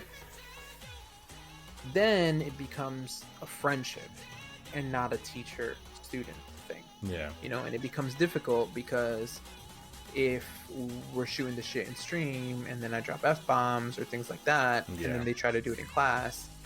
Like, well, you do it in stream. Yeah, then it becomes an issue. Then it's like, well, you know, you can't really do that. Or like if I ask them to do something and they're just like, nah, I'm all set because they think we're friends. You know, shut up, Bowser. This is not my stream. So like I really, really, really hope for success, but I hope the success comes with them being blinded to the fact that this isn't happening. Because once it does, and once that does happen, I don't know what direction it'll go in. Like I have said before, I've said it to Sarah too, I've said it to partner streamers at PAX, I've said it to Vicious when like I met her and a couple of other people. I think I'd have to shut it all down. Like I'd have to shut down my social media, I'd have to shut down the stream, I'd have to shut down everything. And everybody says the same thing. Why? And it's a question that keeps weighing on me because I don't know what I would do. I have no clue. I haven't even like thought of crossing that bridge. And when it does happen, because I feel like it's inevitably going to, I don't know. I don't even know. I don't know where I would even take that. Like, I don't know if I just ban them. Yeah. And then what happens? Like, they come in the next day and they go, "Oh, did you ban me from your stream? Oh, you stream?" And they spread news like wildfire. Exactly. Exactly. I am still here. Yeah. This goon is still here. I am a goon. What the hell, dude? Yaska, what is your question, bro? We're doing an interview right now, buddy. You know what? I'm gonna use this time to go to the bathroom because I have to pee. Go ahead, brother. Go ahead. Go yellow. You're good, man. I still appreciate everybody being here for sure during the interview, and like I said, this is awesome. I'm glad I got the interview with this guy. So, Spanishj is an awesome streamer for sure, guys. Definitely have a chance to ask him any questions. I'm sorry, ask him any questions at the end of the stream or towards the end of the stream. If you have any for Spanishj for sure. If anybody in my channel is not following him, make sure you drop him a follow. His link is right there. Thank you, Van. Appreciate it, brother. And I'll take the time to thank you, Van, for dropping 2 subs, bro. Dropping 2 fucking subs, man. I appreciate it. Well, Yaska, if you're more than welcome to listen to all the stuff that we're talking about, bro. Definitely got a lot of tips and tricks about streaming in general. I mean, believe me, I wish I had one simple answer for you, but it's not. It's not simple at all, man. How do you hook up your webcam? I don't know which kind of webcam you're using, buddy. I don't know if you're on PC. I don't know if you're on Xbox. Spearcry, thank you for the follow. Welcome to the Dog Squad. I appreciate that follow. I'm back. Welcome, welcome. Whew. I feel so much better now. You forgot the exclamation point, Biv. Definitely need to work on these emotes. We need to get some more emotes in there. How can I become a good streamer? It's not as simple. Yeah, basically it is a full-time job, Rose. It absolutely is, bro. I was gonna tell you it's exclamation point welcome. I don't know if you were trying to do that command or not, or if you were just telling the guy welcome. Do I have to buy it? What do you mean? You don't. I hope you buy a webcam. I hope you don't steal it. How do you become a good streamer? Honestly, just be yourself. You'll attract the people that are like you, and they'll just keep coming back. Just be yourself, man. Yeah, for sure. Yeah, definitely do not be somebody that you're not, because you'll definitely get caught in that act, basically. Not even that. You'll burn yourself out trying to be somebody else, and then when you try to be yourself, what is a webcam? A webcam is a camera that you use over the interweb. That's all. Or Yaska, I don't know if you're trolling me, bro, or what. I just feel like used. you're always asking these weird questions, man. I feel like I'm not trying to like disrespect your questions or anything or ignore them. Some of them don't make sense to me. You did this like yesterday when I was streaming Fallout. Like you were asking all these weird questions about everything. What shall you do with the webcam? Well, the camera goes up in the webs that the spiders make in the corner of your home, and then you can watch them up close and personal on your PC. I don't think that of you, Yaska. I don't think that of you. I think it's disrespectful to call yourself that. But, bro. So you have a mama PC and a papa PC. And they have a webcam. Anyways, we're going to continue with the interview, guys. I do want to thank you guys for being here. I'm sure Spanishj appreciates it as well. Like I said, if y'all don't follow this man, make sure you drop in this man a follow. Check him out for sure. They love each other very much, but sometimes Mama PC and Papa PC get mad at each other. I have no problem with you asking questions, bro. Not at all. But sometimes your questions don't make sense to me. I'm sorry. They do not. You confuse me. Like Hulk Hogan. I physically cannot show you how to plug in a webcam because I don't know what you're using. If you're using your Xbox to stream off of, you can plug your webcam in there. It should be pretty simple to do that. You buy a webcam, brother. You can go to Best Buy, yeah. Amazon. You probably can't go there right now, but you can order one from those websites and have them delivered to you. It will take about a week, yeah. And it also will cost money. But you have to buy with money, so you need money first. We do. We're all about teaching the youth, as boomers do. I don't know how you do it half the time, bro. Like, that's why I never really wanted to have kids. Like, I just didn't want. I don't have the patience for them, I guess. You know, I thought I wouldn't either. it's weird. So like as a teacher, I love my students. I love goofing off with them. We have like there are some classes where like we just have the best time, Mm-hmm. and then there's other ones where like I hate the 46 minutes that I have to teach. Yeah. You know, I loathe it. It's like the worst 46 minutes of my day. But it's infinite patience. Like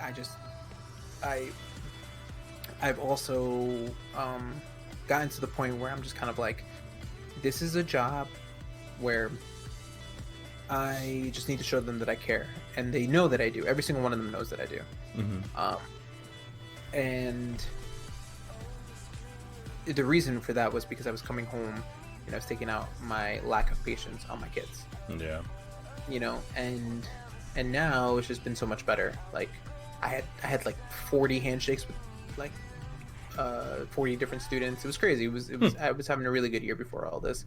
As a parent, it's hard because like I like quiet, but I'm a really loud person. So it's kind of difficult, and Sarah always says it to me. She's always like, she always says things like, we're loud people, Jeff, you know, you always say that. Because, you know, the boys will start yelling or screaming or like beating one another up and things like that. And I don't know, like it's hard because sometimes I really don't have any patience. Sometimes they just drive me through a wall. Yeah. You know, and I can only really think back of my great aunt just yelling at me the same exact way for the same exact stuff. We have people who live downstairs. Why are you running like that? And we don't have anybody that lives downstairs, but I'm always like, stop running! Why are you running in the house? But yeah, it's hard. It's really, really, really difficult. Yeah. To have that kind of patience. But I can honestly say wholeheartedly, 100%, I truly love my job. That's I great, love the teaching. I don't like the logistics or the grading or the meetings or the just let me teach. Just let me teach my kids, you know. Yeah, I mean, I could say that kind of goes with my job too. I mean, being a police officer, I like doing the stuff. Like arresting people is fun. Like, sometimes it can be fun. Sometimes it can be frustrating or difficult. But like doing the stuff after, like doing the reports and filing and all this stuff, like that's the most difficult part. It's like making sure the reports look correct, and you know, if I have to take this report in front of a jury, are they going to understand what I'm saying or what's going on or why this guy was, you know, that stuff is what sucks, for sure. Yeah, we don't like paperwork. Yeah. Like doing police work is fun, but the stuff that comes with it behind the scenes is what sucks behind it too. So I can totally understand that, bro, for sure. It sucks. I hate it. Mm-hmm. I hate grading papers. Like, yeah, it's the worst. I can't stand it. But the beauty of Google Classroom is that it grades it for them. Ooh. And then I have to just hit a button. That's pretty awesome. Yeah, I do have to give them feedback though, which takes a while. I have to say, you got this one wrong. You sucked at this one. What the hell were you thinking? And then send it back.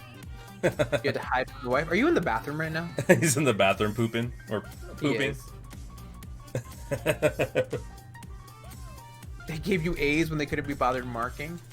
That's a great teacher. I'm not like that. I should be though. That's awesome. What do you think? Oh, we just had this. Well, we had kind of this question earlier. I'm pretty sure you've had this happen before in your stream. When a new person comes in and asks you, you know, Spanishj, what's the best advice you can give me? I'm just starting out or thinking about getting into streaming. What's the best advice you can give me? I say, go out and buy all of the things and spend all of your money and make sure that you dress up like Ninja and only play Fortnite. True words. Classroom is having niche 101. It really is. I love it. I love Google Classroom. I love it. No, I tell them honestly. I just say kind of what I said. Just be yourself. Play what you want, and you'll attract the people who will gravitate to you. And yeah, like I see a lot of people playing like popular games and just getting, you know, every view, and some people playing not popular games and getting none. But at the end of the day, like, it's kind of like be yourself, play what you want, get a Red Bull. Yes, you are right, Leon. No, so I talked to Ocean about this a lot, and he tells me, you know, just play what you want. And I asked Bowser like all the time, dude, what should I play tonight? And he said, it doesn't matter, it's your stream. You play what you want to play, and that's what it should be about. It should be about you playing what you want to play because that's what you feel like. You know, your community should maybe give you insight as to maybe what they would want to see. Yeah. But at the end of the day, it's what you want. You know. Leon, no, I'm not playing clubs 24/7. There's no way. I can only take so much of FIFA. Like, you're lucky it's still happening for me. Exactly. People are there for you, and then the game. And that's what I mean by be yourself. Because if you're yourself, you gravitate to people that like it's like college. That's what college teaches you, and that's kind of what I tell my students as well. Like, it always goes back to just what I teach them. I teach them more about life than their actual subject. That's great. We need more teachers like you out there. Fuck, man. Instead of these ones that babysit these guys and give them or tell them what they want to hear. I guess, like you said, like we talked about that earlier. I tell just them, holding their like, hands and like, no, your besties in 8th grade, your besties in 8th grade are gonna not be your besties. No, in not 10th grade or 11th grade. And the fact of the matter is that if you do go to college, and I stress if because I try to tell them all the time, college is not for everyone. Yeah. And I don't mean it's not for everyone because you don't have the intellectual aptitude to get there. I'm saying college isn't for everyone because if you want to be a plumber, don't go to college. Yeah. If you want to be a stylist or a barber, don't go to college. You're going to waste your money and your instead time. of just going for the trade that you want. Like, it doesn't make any sense. And I tell them that all the time. I'm like, don't let me, any of your teachers, even your parents, and if they want to come in and ask me why I told you not to go to college, I'll explain it to them. Don't let any of us ever make you feel like that's what you need to do, because at the end of the day, it is your life, and we as the adults and as the people who should be supporting you should support you through all of your decisions. We might not like it. Yeah. Like if my son told me that he wanted to be a toll booth operator, I would hate it because the kid is a freaking genius. Yeah. But I'm going to support it because he's my kid, you know? You'd be the best damn toll booth operator in the state of New York. You make sure you high five everyone. Wear gloves, all right? No, I'm not about to lay out some parents, but I am honest with them. I'm always honest with the parents when I call them home too. Like, I'm gonna tell you about your kid because you don't know them like I know them. You know them because they're scared of you. I know them because they're not scared of me. And so anyway, in college, when I got to college, we whatchamacallit, like, we're just ourselves, and the people that you attract are the people that like gravitate towards you, and that's kind of what streaming is about. You just stream, you know? Yeah. You just stream for you and stream for your community, and they will show up for you. Yeah. Let's take a second. Yaska, we can talk about this whole issue after the interview. I don't want to talk about this in my chat right now, so just chill out for the time being. If you want to talk to me off stream, we can definitely talk. But not right now, buddy. So just chill out for a minute. I'm trying to do an interview here and enjoy this while I can, and we'll take care of the issue later on. I agree with that, Ocean. I was kind of one of those people. I was pushed because I was the first one in my family to go to college, but I'm glad that I did. I'm very glad that I did. I had a lot of opportunities. Yeah. Yeah, I mean, it was the same thing for me too. I mean, I was the first one of my mom's kids to go, and I didn't take it very seriously. Like I said, I mentioned it earlier. Like, for me, it was like I expected my teachers, my professors, to like tell me when to get stuff done, and I was just a brat, and I didn't want to do it because I just didn't want to. and I slacked a lot, and I paid for it. So, but I know I got my crap together at the end of the day. It just had to be. And I needed life to smack me in the face and kind of wake me up at the same time. So that the same exact thing happened to me. Yeah. I to be a teacher, you need a grad or a master's degree, and every grad school I applied to said no, your GPA is too low. Yeah. And actually, the best grad school in my area said, you know what? Why don't you audit these 2 classes? And if you can get a B, they said it in quotes because I was just auditing the classes, so they couldn't really give me formal grades. But they said if you can get like a B average in these 2 grad classes, we'll absolutely let you in. And sure enough, they did. They gave me the opportunity and the chance, and it was because I really got my crap together. Yeah. If I hadn't, I don't even know. I'd probably still be selling insurance and be miserable. Yeah. Well, sometimes people can still make the second or give themselves a second chance at later on in stages. I mean, some people still go back to school at a very older age, and they finally got that fiscal responsibility inside their mindset, and like, you know what, I need to do this. This is what I want to do, and the only way I'm going to do it if I go back to school and do it for myself. So it's just one of those things. Some people are given that chance, some people are not. So yeah, that's pretty good. It's just one of those things for sure. Yaska, I'm about to time you out myself, buddy. You're gonna drop the subject right now, or I'm gonna either time you out or ban you. So it's up to you. I'm gonna leave the decision up to you right now. So please stop what you're doing. Stop being negative, and that's it, man. That's all. That's the last thing I'm gonna say to you about that stuff. If you want to talk about it off stream, we can do it off stream. But you showing your ass off in front of my community and interrupting my show is pissing me off. So stop it. That's it. Drop the subject. I'm not gonna talk to you about it on this interview. We'll talk afterwards if you want to talk like a grown-up, but I'm not going to do it right now, buddy. The Grr Squad. Mm-hmm. Equa, what's going on? Spanishj for president? I would be the worst president. I would be the worst. I can't even deal with grading. How am I supposed to handle like a budget and things like that? Yeah. That'd be a lot of work. Unbelievable. Sarah always tells me, Sarah's like, you should be a principal. You would just be the best principal. And I'm like, no. Well, you know why? Like, the students know I don't take their shit. Their parents know I don't take their shit. But I wouldn't want to be a principal because I feel like I would lose the connection that I have with the students. Yeah. You know. For sure. I have no, like, I would have no insight as to who they are. So it would be bad. I'll be the first Northern Irish American president. Something doesn't work there. I think it does. I think it does. You could go for Leon. You could try, buddy.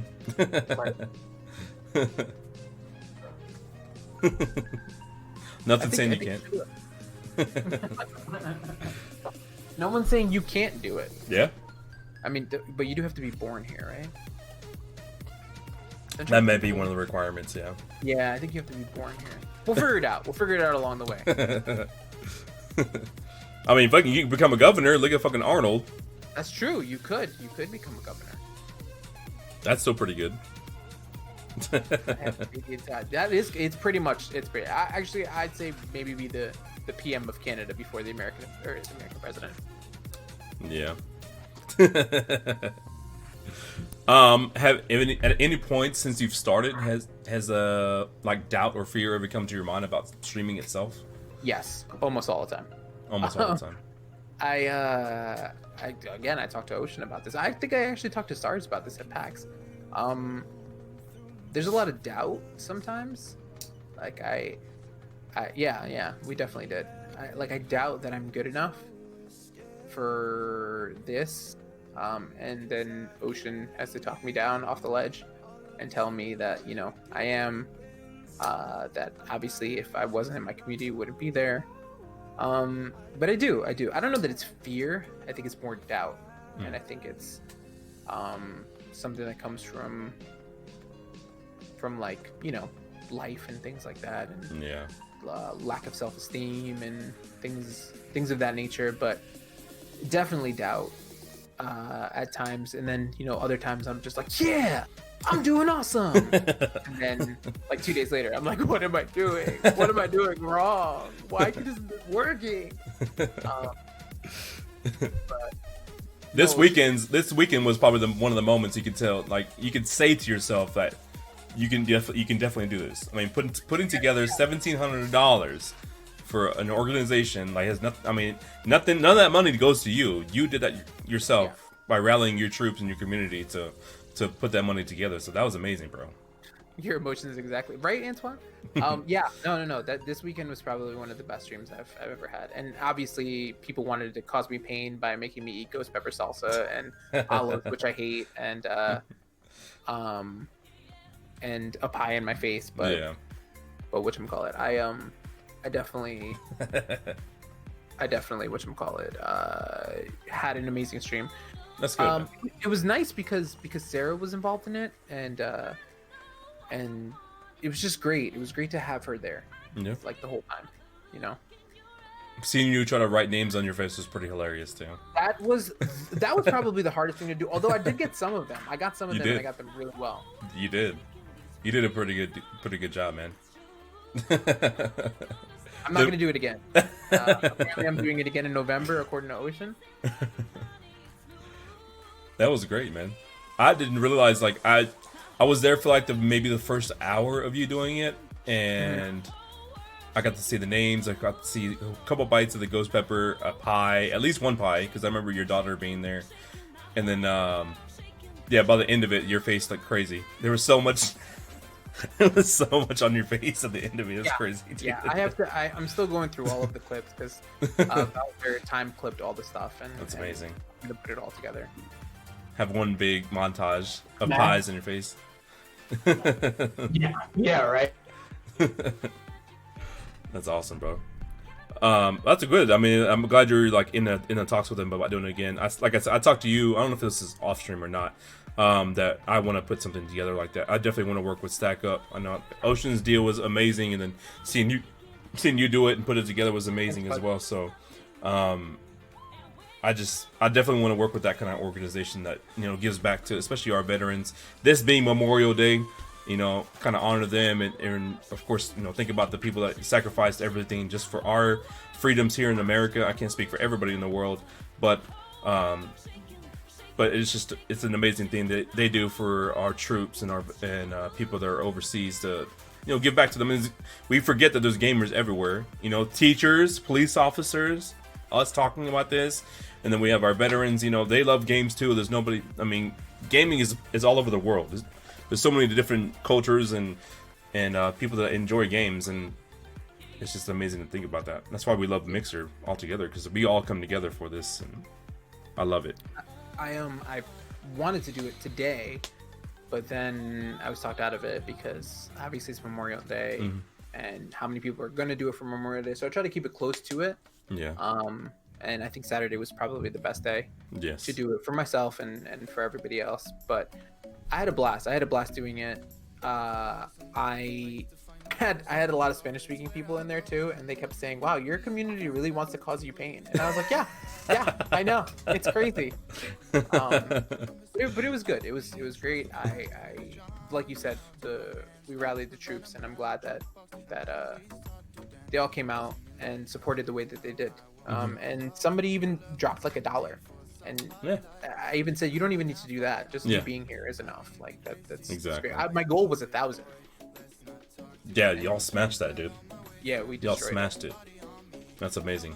Yeah, like seeing you and Ocean work for that stuff was absolutely amazing, bro. It was awesome to see. So I definitely got to do that stuff. I definitely want to be a part of that organization for sure, bro. Yeah, for sure. But yeah, I just the reason I like asking about the fears and doubts is just want to let everybody know that we all go through that period too. I mean, believe me. I told my community I doubted myself when I put my application in. Hold on, Leon. I doubted myself the whole time, bro. I didn't think I was going to get it, and didn't think I was worthy of it. And I mean, it's just a humble experience altogether to go through that and get accepted, and have everybody not only get accepted but rally behind me and gift subs and stuff like that. It's been just crazy, bro. I would have never expected this. Reese, thank you for the embers, bro. Appreciate you, man. This man's out here in Vegas. He's supposed to be having a good time with his family, and he's on my stream. He said he was having a good time with his family. He said, everything's closed. I'm enjoying family time. I got you, Reese. Don't worry. I got you. Yeah. Reese, I hope you're having a great time, brother. Thank you for stopping in and dropping the embers, bro. That's good, man. Yeah, like I said, I know everybody goes to that stage in their life or their streaming journey that, you know, people start doubting themselves. And I still want to tell you that I love your streams. There's no reason to doubt yourself. You're always doing a great job. Every time I'm in there, I'm always enjoying myself. And you're always engaging. Your stream looks clean. Everything about it is very professional. I know we talked about that off stream. You have a friend that helps you out with that stuff. But, I mean, you could have all the tools in the world, but you still put it together. You still make a very awesome stream and an experience for everybody in your community. So please keep doing what you're doing. Don't ever feel like you're not doing anything correctly. So thank you, man. I appreciate that. Yeah. Truly, I appreciate that a lot. No problem. No, Ocean, you inspire me with your wigs and your makeup and your sprinkle hair, like my daughter calls it. I would say hairless legs. Your hairless legs. Yes, your hairless legs. I love it. What do you think has been like the most surprising or shocking thing that you've either has happened to you or you've learned since you started streaming? Can you say that again? Hold on. Yeah. What's the most surprising or shocking thing that's happened to you since you've started streaming? Most shocking thing? Or surprising. Some people get surprised by stuff. I think it's when you get recognized when you don't think you're doing anything. So like SARS is a perfect example. SARS I met at PAX. We had great conversation. We walked around for a bit. And then like a couple weeks later, I get this monster host from him. Just like a huge host. And you know, he stayed for much of the stream and like his community members sometimes come back. And it's nice. And like I went into Sarah Sauce's stream one day and she was like, "Oh, Spanishj, I know who you are. I've seen you around." And I'm like, "What?" You know, and like Johnny and Heidi, they're doing amazing at Mixer, and they stopped by my charity stream. They didn't even donate. We just talked, you know. I think the shocking thing is like the relationships that have been made, you know, the just connections, not like there was a streamer who said this one time. He goes, when I'm networking, I'm not talking about like talking to Ocean or talking to Sarge or talking to you or to Glam or to Englewood or to, you know, these, or just even Simbi or like people, you know, who have made names for themselves or haven't, or any kind of stream. Networking is like when I go to PAX and I talk to like this person, you know, this company. Yeah. And this isn't, to me, the shocking thing is that Mixture has never really been a network thing. It's more of a network of people who just kind of like want to hang out and have fun and troll one another. Yeah. It's just like having a whole bunch of friends who come and watch you hang out, you know. Exactly. That's always been the most surprising thing, because when I was on Twitch, because I was on there for a little while, well, not a little while, probably like a good year, I never felt that. Yeah. Like the people that came to support me were all the people who I had befriended on Instagram, because I had like 2,500 followers, you know, and they just didn't care. You know, they were just kind of like there. Yeah. But this has been a completely different thing. You know, this has been an eye-opening thing on how supportive people can be. And Sarah even said that. She said that a while ago. She was like, you know, it's just incredible to me how so many of you can just like support one another and pick one another up, and you're there for one another, and I think Ocean and Bowser and like all of the people that I come in contact with every day are a big part of that. You know, they constantly surprise me, and they surprise her. And you know, for her to say that, for her to say, you know, I think it's incredible that all these people like support you, and they like, you support them. Like we had a date night maybe a week and a half ago, and she was like, "What are you doing?" And I was like, I'm just stopping by people's streams." And she was she was like, "Oh, what do you mean you're stopping by streams?" I was like, "Oh, I'm just stopping in." And every time I stopped in, someone was like, "Spanishj, what's going on? How are you? How are your kids? How is your wife? How is, you know?" And she saw that, and she was like, "So they know about you, like." And she saw that they That connection. They genuinely like were happy that I was there. It wasn't kind of like, oh hey, what's going on? Yeah, exactly. You know, it was a genuine like thing. Friendship, yeah. We all can't be like Ocean going, Spanish! Oh, let me kiss you, brother.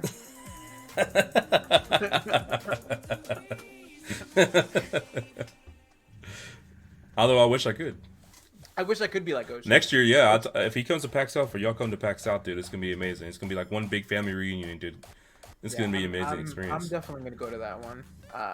But yeah, I think the other, what was it, surprising or what shocking? Yeah.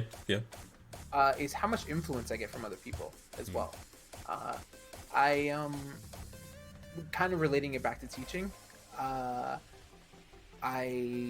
I always go into other teachers' rooms, even though we don't teach the same subject, just to get ideas. And it's interesting because every time I go into someone's stream, I'm like, oh, that's a brilliant idea. You know, like, and it's amazing to see how like, I love seeing people's creativity. Yeah. And how we have all individually come up with something and made it our own, and then like as a whole come up with something. Yeah. Like stream themes and things like that. But those are the shocking, I think. Yeah. You're the magic, Ocean. Yeah, I mean, that's what I love doing. I love going into someone's stream and seeing something different. Like, I don't want to see the same old bullshit on somebody's stream. I like looking at people that are very creative and come up with ideas and stuff like that. Like I said, I love being inspired by people. I never want to imitate or copy anybody. I just want to be inspired. And I will never stop anybody from coming to my stream and doing the same thing. Just something that they like on my stream. Go out and do your own thing. As long as you're not doing the same exact thing I'm doing. If you want to do a web show and interview people, go out and do it. You know? I mean, it's as easy as that. I will fucking teach you how to do it. I mean, it's really not that hard, but if you want to know how to do it, put it together, I'll teach you how to do it. I have no problem with that. You know? I mean, we all want to inspire new ideas and bring new stuff to our platform. Like, we're going to build each other up and take Mixer to the next level. That's what I really want to do. And then if I have to teach everybody how to do a fucking web show, fuck it. Let's do it. Flattery imitation is the most sincere form of flattery. Yeah. I don't mind it. Exactly. I'm just gonna dye my hair blue and start playing Fortnite. Exactly. Start drinking Red Bull. All day, every day. Put a bandana on. He's low 24. Got no shields. You're right. I can't forget that. I can't forget that sponsorship. Oh my god. I like answering this. I like asking this question, especially now that I'm a partner. It kind of means more. Okay. Here we go. What do you think of the future of Mixer? Oh yeah, you asked Ocean. An honest answer only. Honest answer only. Good and bad. Yeah. I think there are some things that they need to work out. Yeah. I think that they need to. I think that they need to listen a bit more. I think that they should focus on things that are actually going to push the platform to where it needs to be. Because I don't think it is where it needs to be. But I truly do think that it is going places as long as they put the pieces in place. Like, we as streamers on Mixer are walking the path that we're supposed to. I just don't think that the road is being set as fast as it needs to be, because the streamers are growing, but the platform is not. Yeah. I want them to do well because I legitimately love everything that Mixer is and how it's working. I think they have the ability and definitely the everything to be top tier. I just don't think they're doing enough. What's the right word? I don't think they're paving the road the way that they should be. Okay. I think they're making too many highways and not enough roads. Yeah. Yeah. I love it. I absolutely love it though. Like I know that everyone's push is for partner. I was actually just talking to someone today who told me that they felt invisible on this platform, and I said, and I was there. I could agree. Yeah. I could agree with that. There was a point in time where, I mean, we all started with 0 followers. Yeah. There was a point in time where I had 1 person in stream the whole time. You know, now I have, and now I have, you know, a good community behind me. It doesn't matter if there's 10 people or 70 people. Yeah. I have people that are there for me, and I know that. And I feel, and so this person said, I'm thinking about going to another platform, and I said, then that's fine. I don't, you know, I'll support you because you're a good person, and just let me know where you go, and I'll drop you a follow, whatever. But I think people are looking too much into it as dollars and cents, instead of looking into it, because like someone said a while ago, someone said to me, hey, I know that you're a streamer, and I was thinking about streaming. What should I do? Because I stream on the Xbox, and that's like a Mixer thing. Should I get a PC and try to stream on Twitch? And I said, listen, here's the way that I look at it. Mixer is a grind, but it's community. Yes. If you're looking for dollars and cents, you go to Twitch. It's not going to be easy there either. Yeah. But it's more attainable there. You won't have the same support you do on Mixer. Mm-hmm. No question. Like there's nothing compares to the amount of love and support you get from the people that come into your stream. I have people like Mad Dog is a perfect example. Mad Dog will come into my stream, I don't know, maybe once a week, but every time he's there, he hypes everything up. He makes himself like known that he's there. I see him there. You know, there are people who show up once every 2 weeks. Yeah. Once a day if I stream twice a day. Yeah. And it's no different because I know that they're busy, just like I'm busy, and they will support. And I think that's where Mixer has a lot of good going for it. Exactly. That the community is insane. It's absolutely insane. Every single person I met at the Mixer booth at PAX was just like instantly nice. Yeah. Everybody. SARS was talking to Metal Gear. No. MGG, Metal Gear Gaming, yeah. Okay. And he's like, I play Overwatch with him every now and then on PC, and they were just talking. And then I went to go say goodbye to MGG and his girlfriend, and SARS just started talking to me out of nowhere. Like Peril Sparks, I've stopped into his stream so many times. And love that man. I do too. Yeah. He saw me and he was like, "Oh, it's my boy Spanishj," and I was like, "Oh my god, he knows who I am." You know, I'm like, it's just those things that make Mixer stand out from the rest. Like I know there's like tons of different platforms that are doing well as well, and you know, good for them. Like everybody wants to see everybody do well because at the end of the day, we're all streamers and we're all gamers, and we should just be one giant community. Yep. But the thing that Mixer has and no other platform has, and it's the truth, no question, bar none, is the community. Every single person in everyone's stream on this community is flat out like just so supportive. So supportive. And I didn't even think that until I had this charity stream. And even before that, like I've had great streams before, but none like this one. And it wasn't just because of the donations. It was because everyone was in there just having a good time. Yeah, definitely. I think I got maybe 5 games of Apex in. They were there to see you get pie on your face and have you eat ghost peppers. It was awful. Wilson said, I have a great mustache. Well, I've been working on it since I was 10, so it's come together since then. I'm still trying to grow mine. This is not coming in the way I want it to, ever. So. Olive juice. Yeah, that shot of olive juice was disgusting. I almost puked. It was so gross. I thought he was trying to say olive juice builds your mustache. Oh. I was like, wait, what? Is there something I don't know about olive juice? Koozie, you hacked Van. Wow. The boys are back in town. That's funny, dude. What are your future ambitions for your channel? What do you think is going to be in the works for you? You heard subbing to Dilla? I did sub to Dilla. I'm waiting. I'm waiting for this to just It's coming. for, It's coming. you know.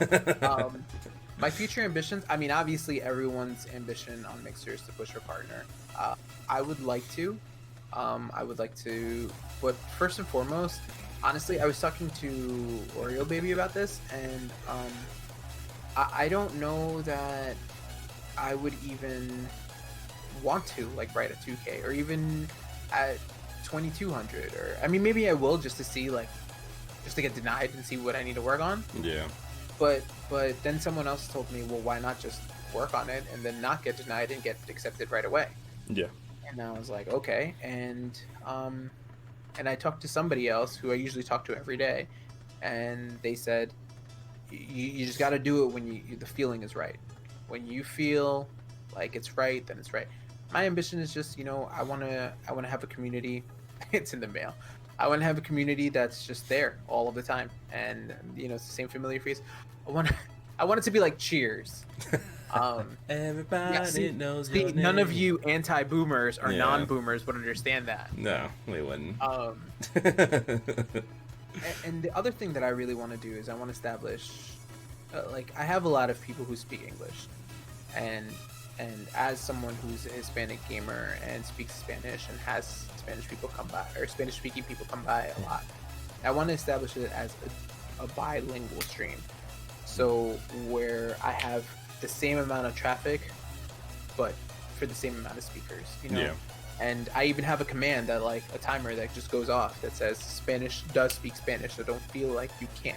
Okay. Because I do have some people who stop in every now and then, because most of my titles always say English and Spanish, and I do have people who stop in and say things like hola, and then I say hola, and usually when I get a follow, I'll say things like thank you so much for that follow, no sé si hablas inglés, or if you speak Spanish, but if you do, whichever one you speak, que sepáis que yo hablo los dos, because I don't want someone to come in, hear me speaking English, and then not feel like they can be themselves or even be there. Yeah. I've had that happen a lot, where someone will say, oh, I was going to stay in here, but I don't understand what's going on. So, and I'd like to push the Hispanic thing a little bit more, not because of that, but because it's part of me. I grew up in Hispanic culture. I grew up speaking Spanish. It's one of my biggest things. It's a huge part of me. Yeah. I talk to the students about it all the time. I talk to my own kids about it. Sarah and I talk about me being Hispanic always. It's hilarious. But I even said to you, I was like, I'm embracing my Hispanic roots and doing the lawn. I just say hola at the greeting. I'd be scared if someone tried to. And but you see that's the thing. Think about it like that, right? Think about you coming into my stream, right, and saying hola, and then me talking to you in Spanish. Now try thinking of you speaking only Spanish and coming into my stream and all I'm doing is speaking English. Yeah. You would be intimidated. You'd feel some type of way, and I don't want anyone to feel like that. Exactly. Aside from that and the partner push, I just want to have a community that's like the ambiance in my classroom. In my classroom, every student knows that they're going to be heard, that I'm going to support them, and then they can talk to me about whatever they want. That's great. No judgment, no anything, as long as they know that I'm going to be straightforward and real with them, as long as they know that, we're totally fine. And I want my stream to be like that. I want someone to come in, say hello, and know that they're going to be heard. Yeah. Not ignored. Exactly. To feel like they can talk about things that they want to talk about, obviously within reason. The mods would take care of it, and that they would feel supported. I mean, I had someone in my Discord today tell me that they got tested for corona, and everyone was like, are you all right? Yeah. So that's good. Yeah. Those are the things. Trying to find a German stream is hard. You need your German practice. I know a couple of German streamers actually. I was trying to think. I don't know if I know too many on Mixer. I know there is a few on Twitch that I've watched because I play FIFA and they're really good at FIFA pros, and they'll talk German in their chat and stuff like that. So I don't know. You could be the first one, Leon. You could be that first one. There you go. Do it. Make it happen, brother. Northern Irish German stream.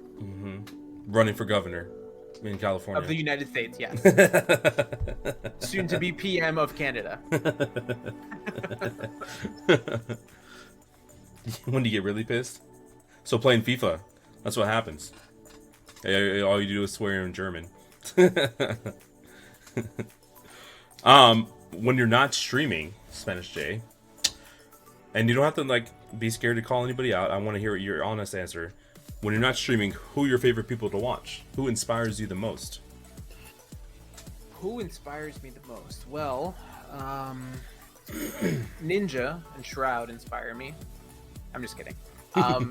No, actually, I do watch Ninja and Shroud, and I think they're incredible streamers.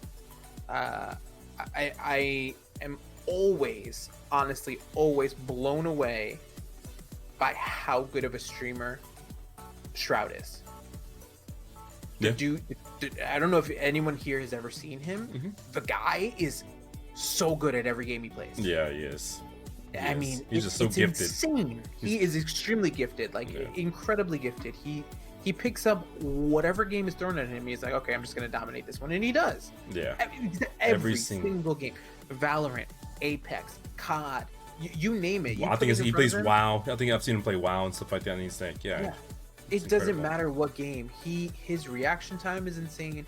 Like I probably spent like a good, I don't know, maybe a good couple of hours in there one day, and like it was just in the background while I was working on stuff. Mm-hmm. He's it's incredible how gifted this man is. Okay, so obviously Ocean. I love watching Ocean play. Definitely. Ocean is very, very inspiring to me because of how positive he is. Mm-hmm. Sarcasm Always is a great streamer, actually. Another New Yorker. Very funny, very active, very hardcore COD, which I don't like watching COD, but she brings like good energy to it. Yeah. And she's funny. Glam, I like watching Glam. Von Grimm, right? Yeah. Glam Von Grimm. Yeah. I started following Glam, I think when she had like, I don't know, 100 followers maybe. And she's just blown up. Yeah. I could not be happier for her. She's done big things for sure. Oh yeah. Elsock, I don't know if you know Elsock. Elsock is like a top tier mixer partner who does not get the love that he should get. The guy is absolutely hilarious. Like he's so funny. What else do I watch? Obviously the people that I hang out with a lot. Oreo Baby, I watch her a lot. She's funny. She's a good friend of mine. Vicious, because she scares me, and I think that if I don't show up at her stream, she'll kill me.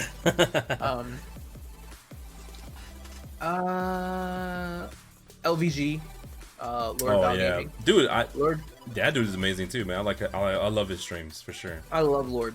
Yeah, he is an awesome, genuinely good human being. He is. I spend a lot of time in. I jump from stream to stream a lot. Mm-hmm. Because I try to get to everybody, but it's hard. Oh yeah, tell me about it, bro.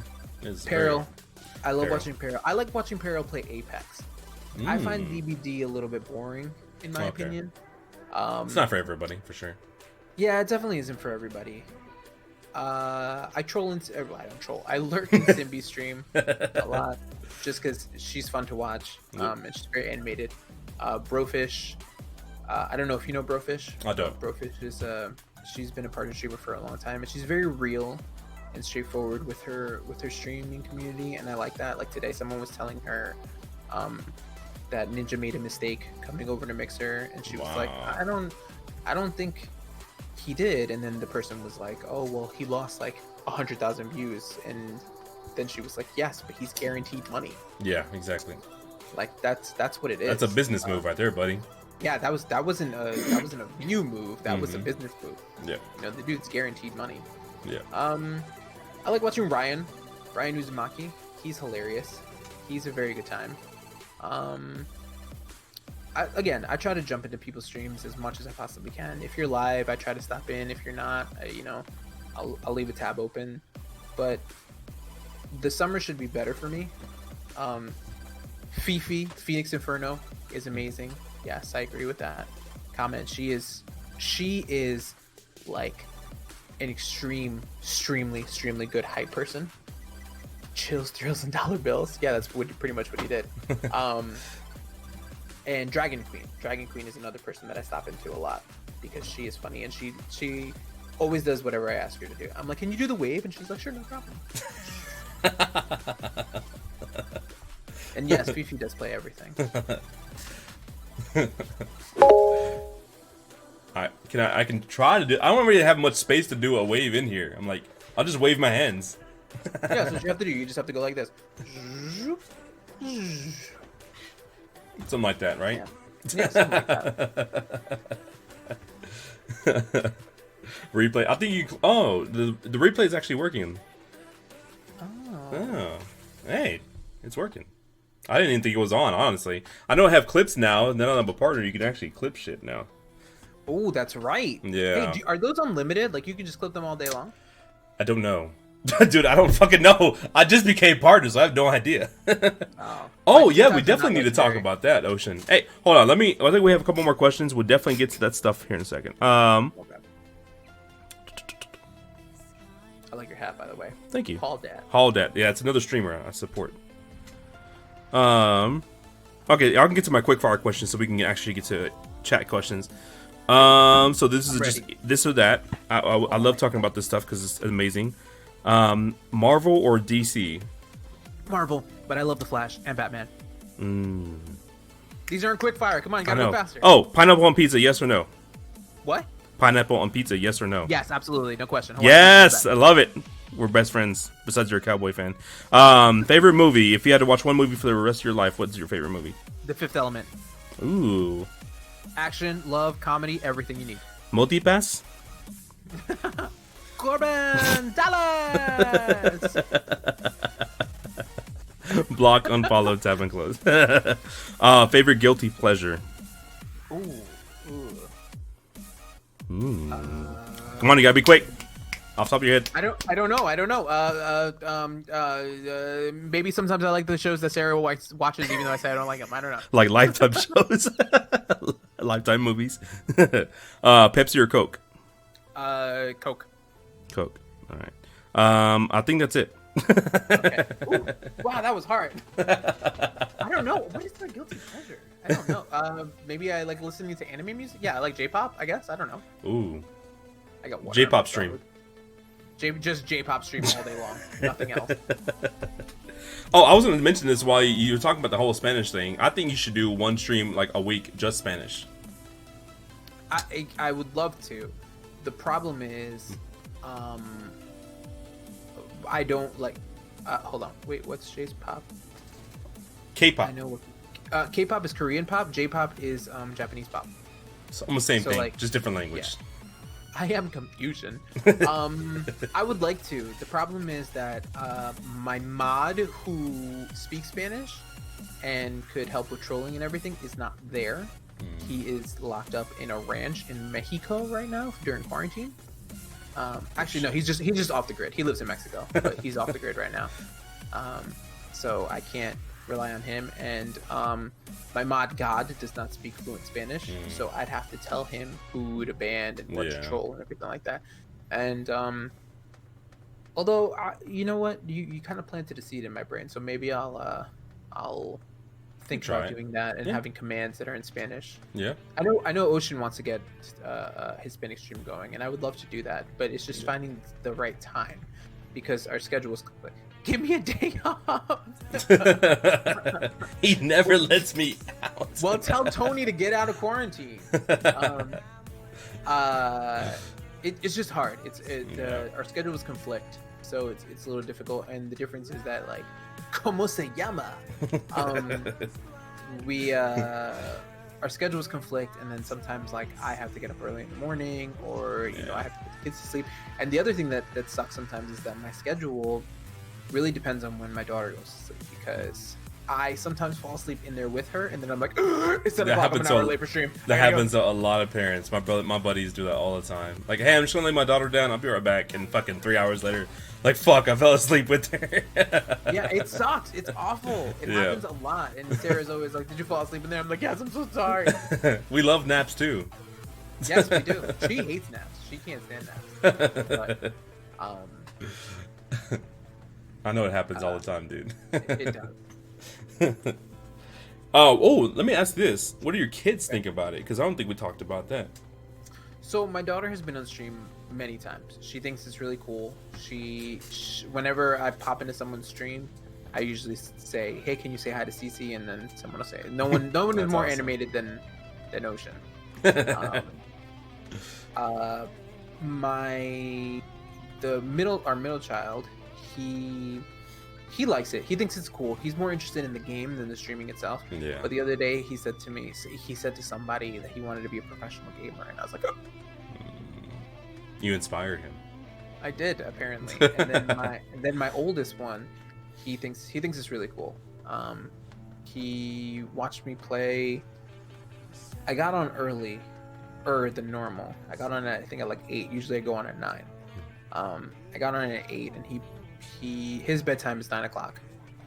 So, and that's usually why I go live at 9. But yeah, everyone was tired, so they went to sleep at 8, and he was just here, and we hung out, and he asked me a ton of questions about streaming and everything like that. He even said to me, someone in chat, I'm not going to mention any names. My God. Someone wrote AF in chat, and he was like, "What is that?" And I was like, "That's inappropriate. You shouldn't know that." But they all like it. They're all interested in it. They are like, my oldest one is understanding the fact that it's live and I'm streaming for people. Yeah.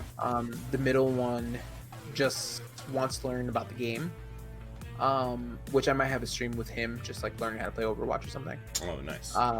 And you were being discreet. You were not being discreet, sir.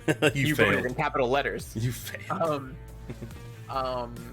And my daughter, she's gonna be 3, so she is starting to. She just understands that the camera's here, and then she's like, "Oh, Daddy, look, it's you and me." And I'm like, "Yeah." And then like she'll grab a controller.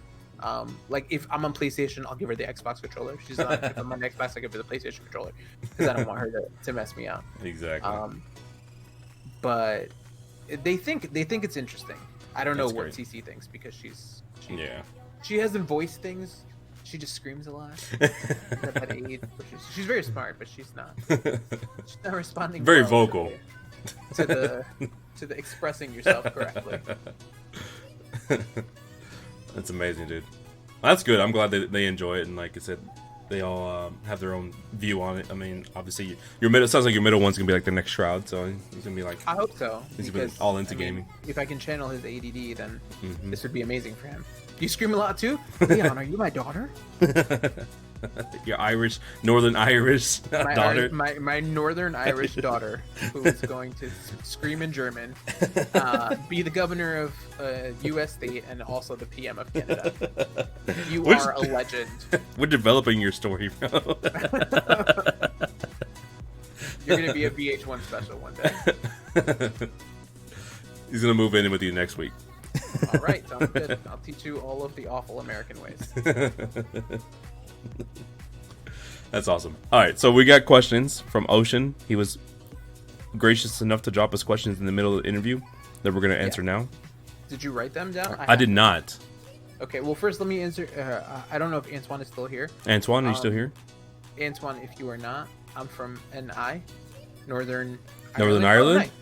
Oh, DJ White? Antoine. DJ White, you're from Northern Ireland as well. Oh, shit. Antoine's here. Ooh, Let's okay. go. Antoine, so you asked what my schedule was.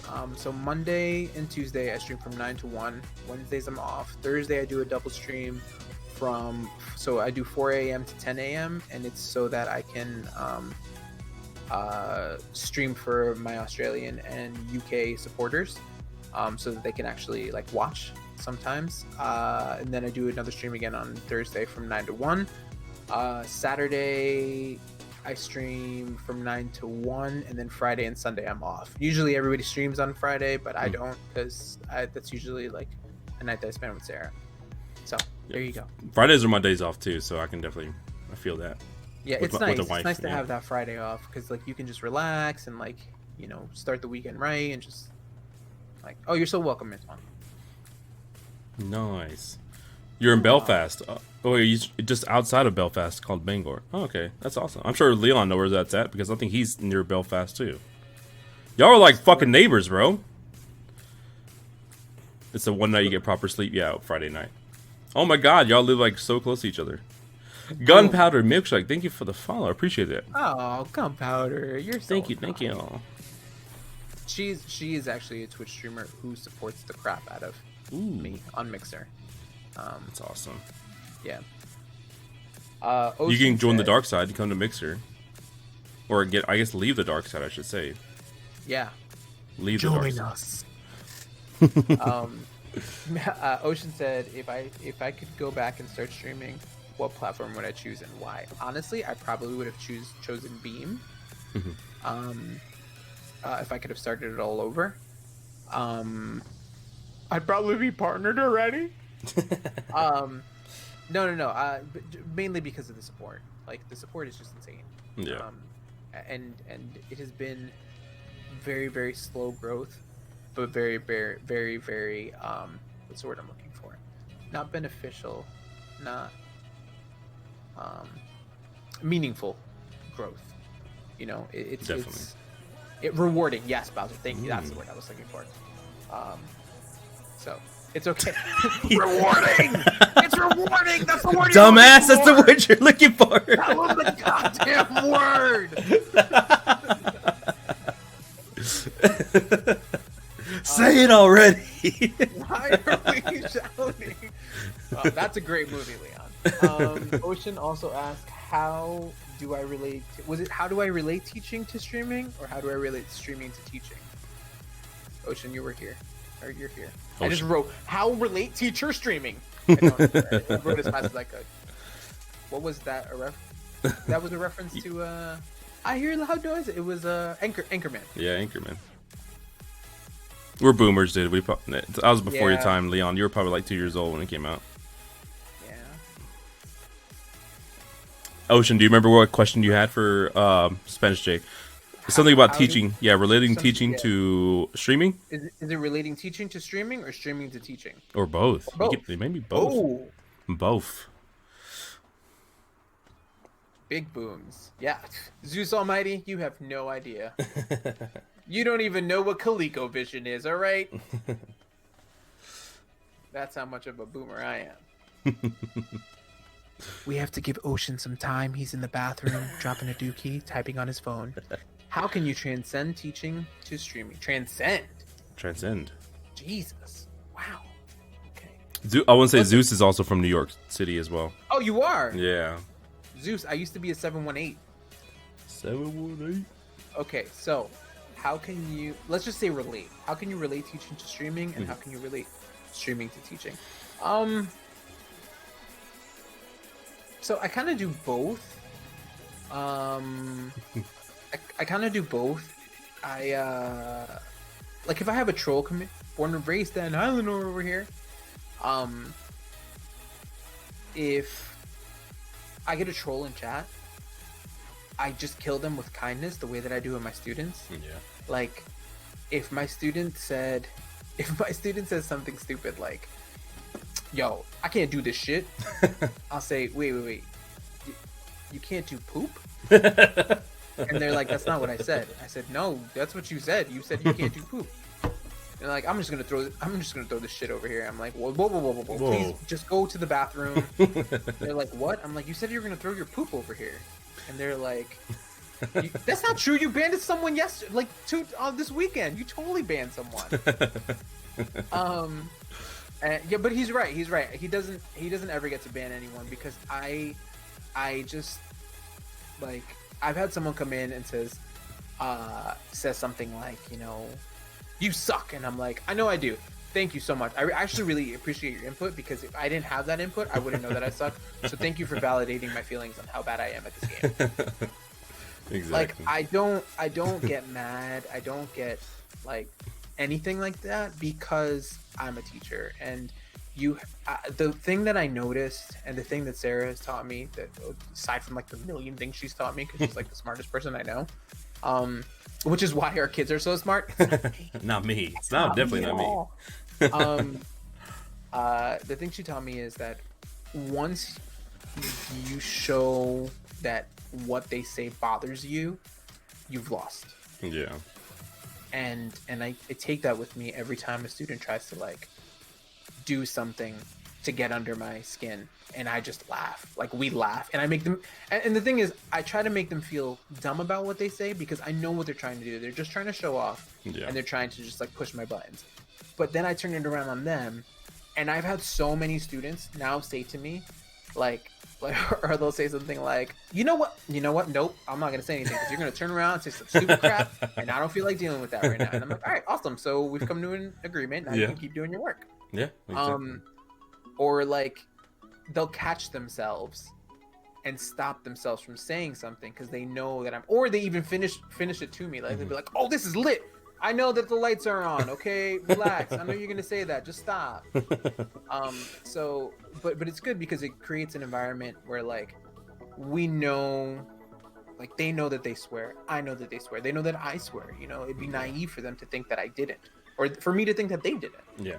But we've established this whole like community in the classroom where like it's okay as long as we don't make a big deal out of it, apologize, and just move on. Yeah. And I feel like I've done the same thing with trolls that come into the stream, and whenever they try to say something or do something, like, we just kind of laugh about it and make them feel dumb. I've actually had someone follow me, or like 2 or 3 people follow me, because I just turned it around on them. And they laugh, and I laugh about it, and then they follow, and then we just kind of keep going. Yeah, Ocean was one of them.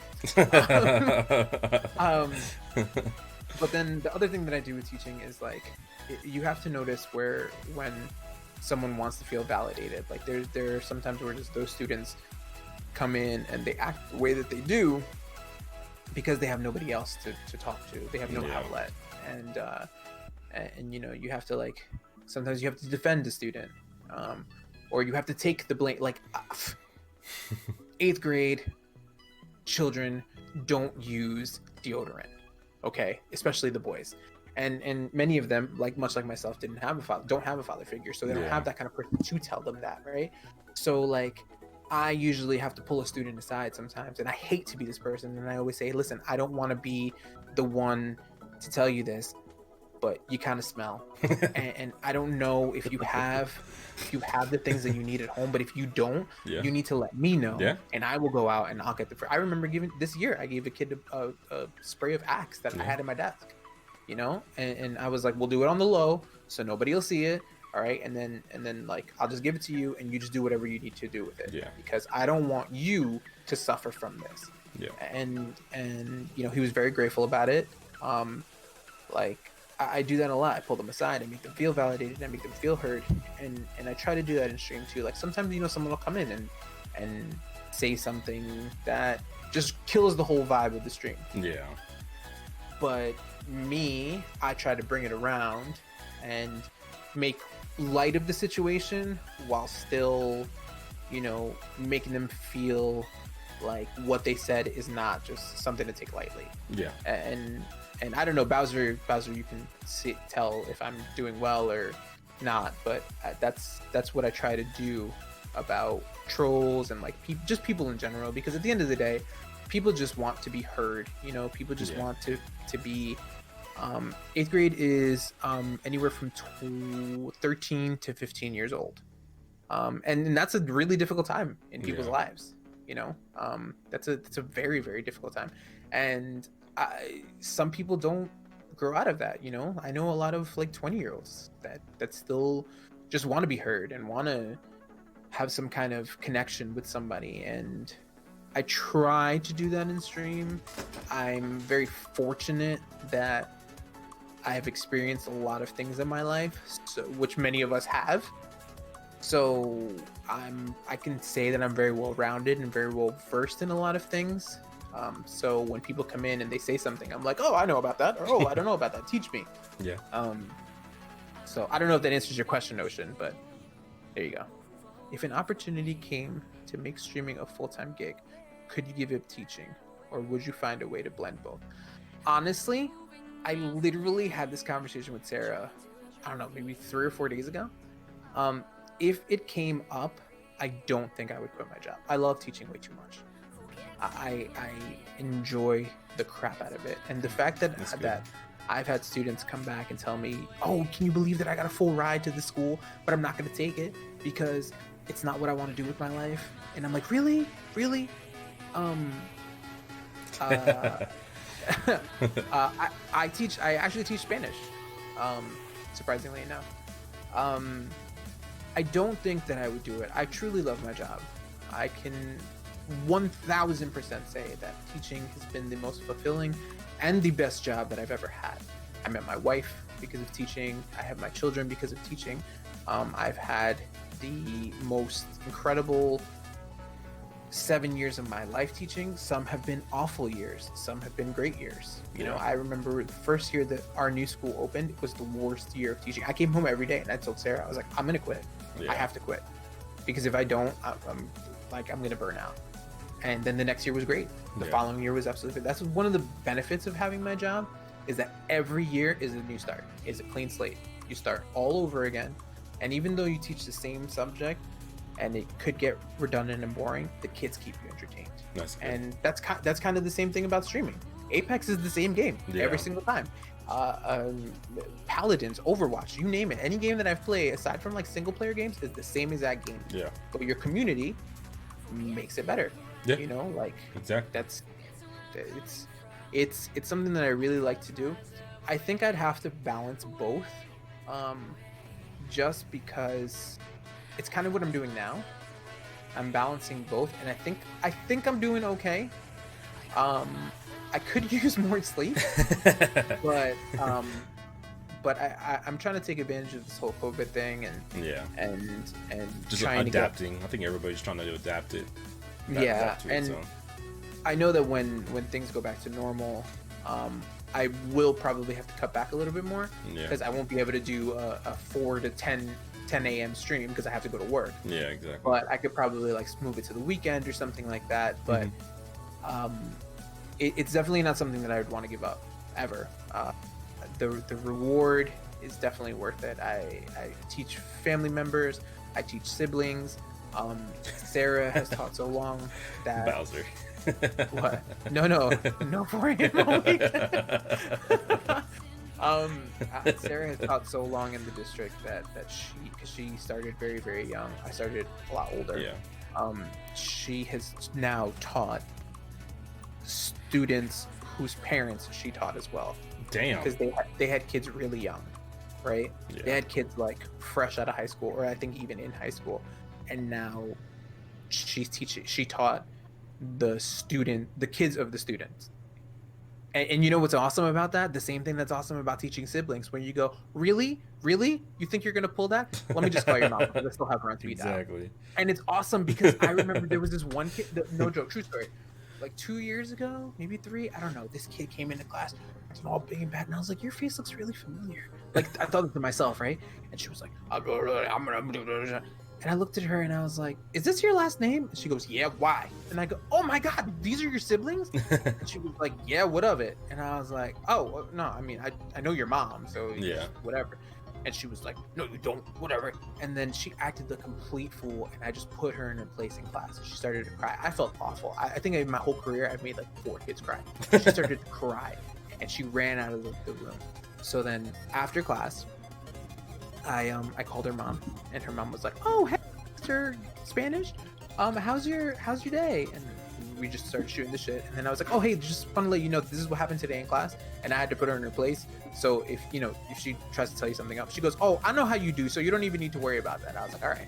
Next day, she comes into class and she was like, "So you're the teacher that my sisters love?" And I'm like, "Yeah, that's me. I love your sisters. They're awesome." They weren't. They were awful students. But I see them now, and like one of them's got a full ride to college. Like the other one's gonna open her own shop. I was like, "Good for you." Like, I'm so proud of you too. But that's one of the most amazing things. It's a good day if you don't cry in school. Yes, I understand that, Liam. But I mean, like, I made a student cry. Were there any more questions? I don't know. Y'all have any other questions for him? Question I'm doing. And Bowser, it's Mr. Jizzle, okay? Spanishj is his first name. American politics in my final school year. You want to write my essays? No. How do you keep my hair so amazing? Well, just so you know, everybody, I am balding up here somewhere. I don't even know. I think. Yep, there it is. There it is. I just have like a comb over, right? My hair is not amazing. I hate it. I actually cut it. Sarah and I cut my hair together, but it's got like this weird like poof coming out over here. So I couldn't deal with it anymore. I understand that. I just had to cut it. I was like, baby, I'm grabbing the clippers and I'm just gonna cut this hair and you're gonna have to get the back. She did an amazing job in the back and the sides. That's good. I kind of fucked it up here, but I don't care. I didn't take anything to the clippers or the scissors because I didn't want to. Yeah. But I'm gonna have to in a couple of weeks. It's driving me insane. Yeah. How do you keep your hair so amazing, Ocean? I want to know. I think I'm gonna cut my hair like Ocean and just grow waves. Lecture, we kind of talked about that earlier. We talked about some streamers that he follows. Ocean being number one inspiration, obviously. Yeah. That's definitely number one. If you were to be a streamer other than yourself, who inspires you? Who would you be like? You, duh. Yeah. No, it's all right. Live stream, cut your hair. I can give you just so Ocean. Honestly, anybody who's themselves and just does something original. The ones that I can honestly say I dislike are these ones. Yeah. Hey, thanks for the host. Yeah. Oh, thank you so much for that follow. You know, like, it's the American Constitution. It's so confusing. It is. Listen, I live here. I still don't understand. Yeah. I know my Miranda rights. That's about it. The most important thing to know. That is the most important. I have to remind myself all the time. Do you really? Is that difficult? Like, do you actually Sometimes, have to remind yeah. yourself? I couldn't speak it off the top of my head. I have to Google it and make sure I get it right every time because it is important. Like when you are about to arrest somebody, you have to tell them the right. Yeah, so you have the right to remain silent. Yeah. Anything you do can and will be held against you in the court of law. You have the right to an attorney. If you cannot afford one will be handled for you. These are your Miranda rights. Do you understand these rights that have been spoken to you? There you Bam! go. You're ready to join the force. I love politics. I love your orange in the White House. Weird ass system. Yeah. Hey, it works. It works though. Yeah. It's not perfect like anywhere else though. I can definitely tell you that. My orchard is what? Sorry, Sarah just texted me about Animal Crossing. We're kind of upset. Upset. Oh my god! Politics and religion are like the two things I really don't ever try to talk about. Same thing. Did I say the Miranda rights right? You did, yeah. That was about as good as you can get right there. So that's the thing. I know I'm missing we're told I'm missing one little thing. We're told that you don't have to be perfect as long as they understand like the gist of it. Like it doesn't have to be word for word. You can say it any way you want to, as long as it's understandable. The gist is just like you can be quiet if you want. You don't have to answer anything until an attorney is present. Yeah. And if you can't afford one, you get like a public defendant, right? Mm-hmm. Okay. Yeah. No, you don't have to make any statement. Any statement you make will be used against you in court, or can be against you. Not will, but will. Can. So if you say yes, I did commit that murder, I'll be like, well, we heard it. Yeah. They just want to make sure there's no intimidation factor that you're making these statements on your own will. We're not forcing you to say anything that's gonna self-incriminate yourself, and you have to understand that you're saying that from you. That's it. You're making your statement, and that you're making a true statement. You're not making a false statement. Oh, okay. So no matter what you say, they'll look at it as a true statement. Yeah, I mean that's your especially if it's like if we have body cameras, so I can record everything. Our whole conversation can be recorded, so you can't say it's like some people will write differently. They won't put things on paper as they will like, out of their own head and like make statements that way. So, gotcha. Yeah. You just take selfies with this cam, or just watch me eat stuff. It's like eat cam. Eat cam.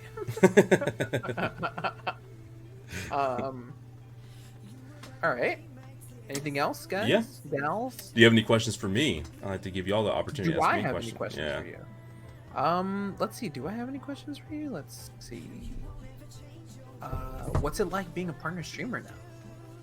Dude, I don't feel any different, honestly. Yeah, it's very surreal. I don't feel any different. I mean, obviously, there's stuff that I have to take care of. I have to take it more seriously now that it's actually my brand and business has been, has been validated by Mixer.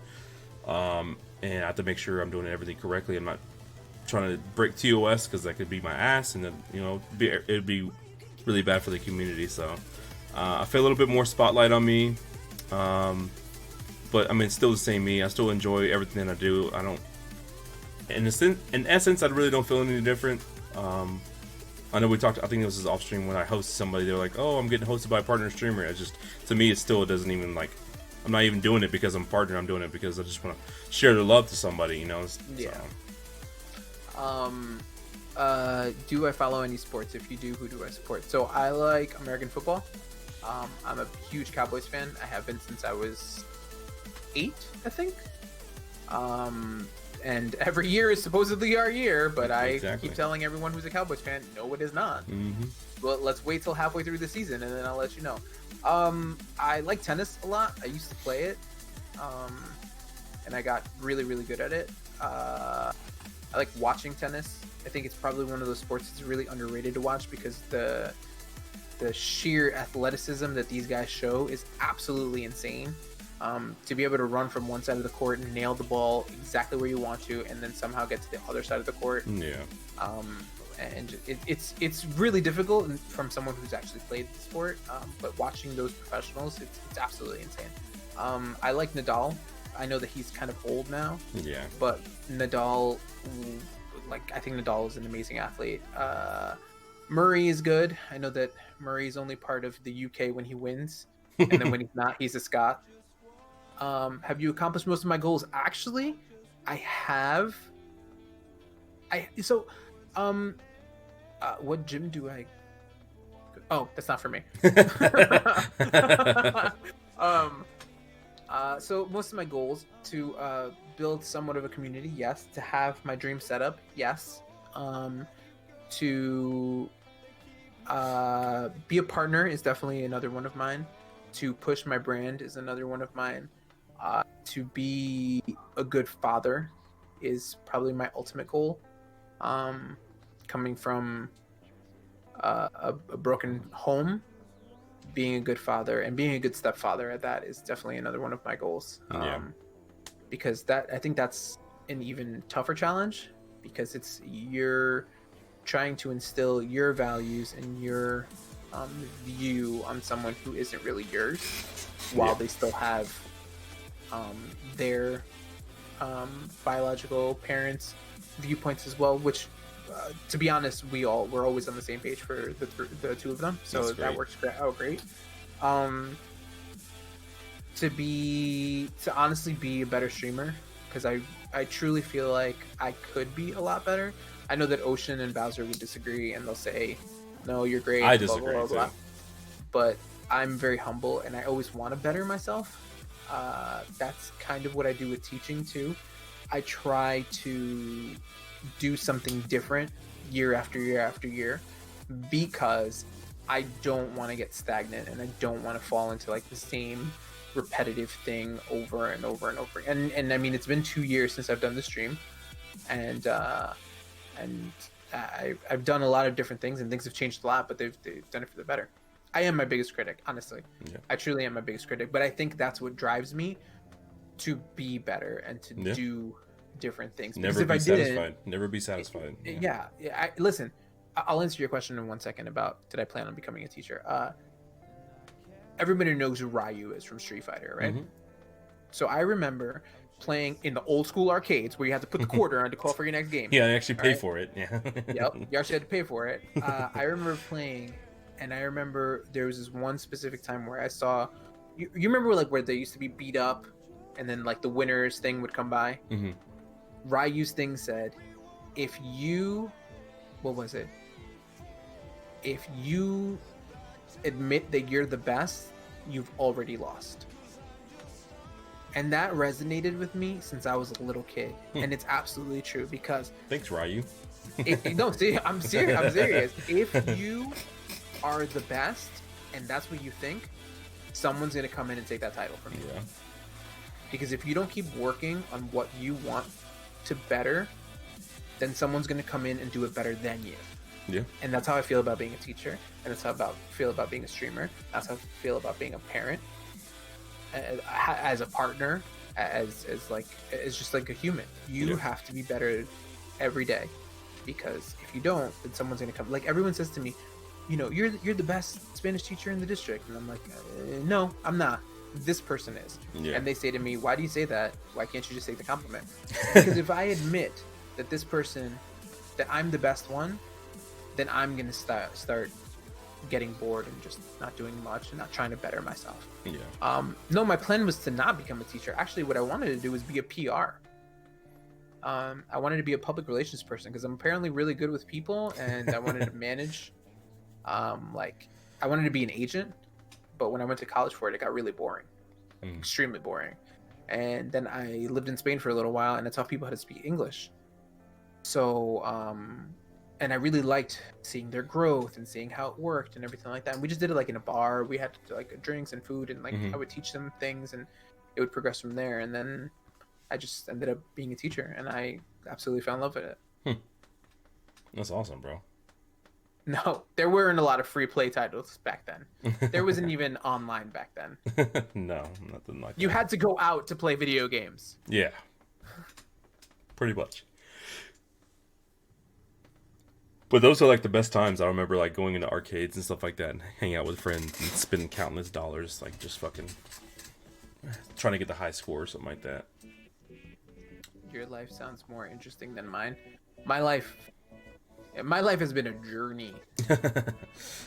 Do you use a seating plan, or do you let your students? So what I do is I let them choose their seats for the first week. I go, you can sit wherever you want, yeah. Yeah, and then I'm after fucking the first cool. week, they have a seating chart because then I get to see who they can and can't sit with. Yeah, exactly. You get an idea. I see who your friends are. I see who you want to work with. Exactly. I'm putting you across the room. Yeah, exactly. Reverse card. This teacher's so fucking cool. He lets us sit everywhere, anywhere we want. Yeah. So sometimes it lasts like 2 days. Then I'm like, okay, that's enough. Yeah. Exactly. Alrighty, guys. Well, we're almost like on 3 hours. I don't want to keep holding. I know you got stuff to do. I would like to see my family, everybody. Mr. Big Brain over here, Leon. I do. I have a massive head, and it's full of brains. You remember those scenes where George Lopez was flashback to him being yeah, his head that was was me. That was literally me all my life. My head is gigantic. That's funny, dude. Well, Dilla, thank you so much for having me. I appreciate it, man. Yes, sir. Anytime, man. Before I let you go, if there's anybody in the chat is thinking, where can I find this awesome, good-looking man at? I think that's me. I'm not sure. Is that me? Yeah, that's me. Yeah. Where can we find you at on the internets? You're so welcome. Muchas de nada, no pasa nada. Y si habláis español, yo también hablo. Where can they find you at, Mr. Spanishj? That's where you can find me. You can find me at Mixer, Spanishj. You can find me on Twitter. I don't really use Twitter that much. He needs to. Twitter confuses the crap out of me, but it's SpanishJ12 if you want to. I know. I saw you. Thank you. Thank you. And I'm big on Instagram. Not like I'm big. He is on big. Instagram, but like I definitely use Instagram more than I do Twitter. So it's SpanishJ12 on there. I'm trying to get rid of the 12, but I can't figure it out. I gotta call people. And apparently I'm on TikTok as well. SpanishJ. You're big on TikTok my too. TikToks are amazing, but they're not. They're actually really lame. I haven't posted one in a really long time. I gotta do it again. Slacking on TikTok content. Yeah, like for TikTok content, please. It's Haspas German Gemach Brut. I don't know. Ich ein Spine Niederloch. I don't know. I know. I love Dilla too, Ocean. I love Dilla. I really appreciate you, man. Thank you so much for being a part of the interview. It was an amazing interview, brother. Thank you guys. So I much, appreciate man. your I appreciate time. everybody Dilla, being thank here. you for having me. Yeah, for sure, brother. Anytime, man. We'll definitely have to recap this eventually a year from now once you're a partner. We're gonna talk about it. I know. I'm gonna be like, remember when I was here complaining about everything, and then I had to pee. All right, man. All right, brother. Take care.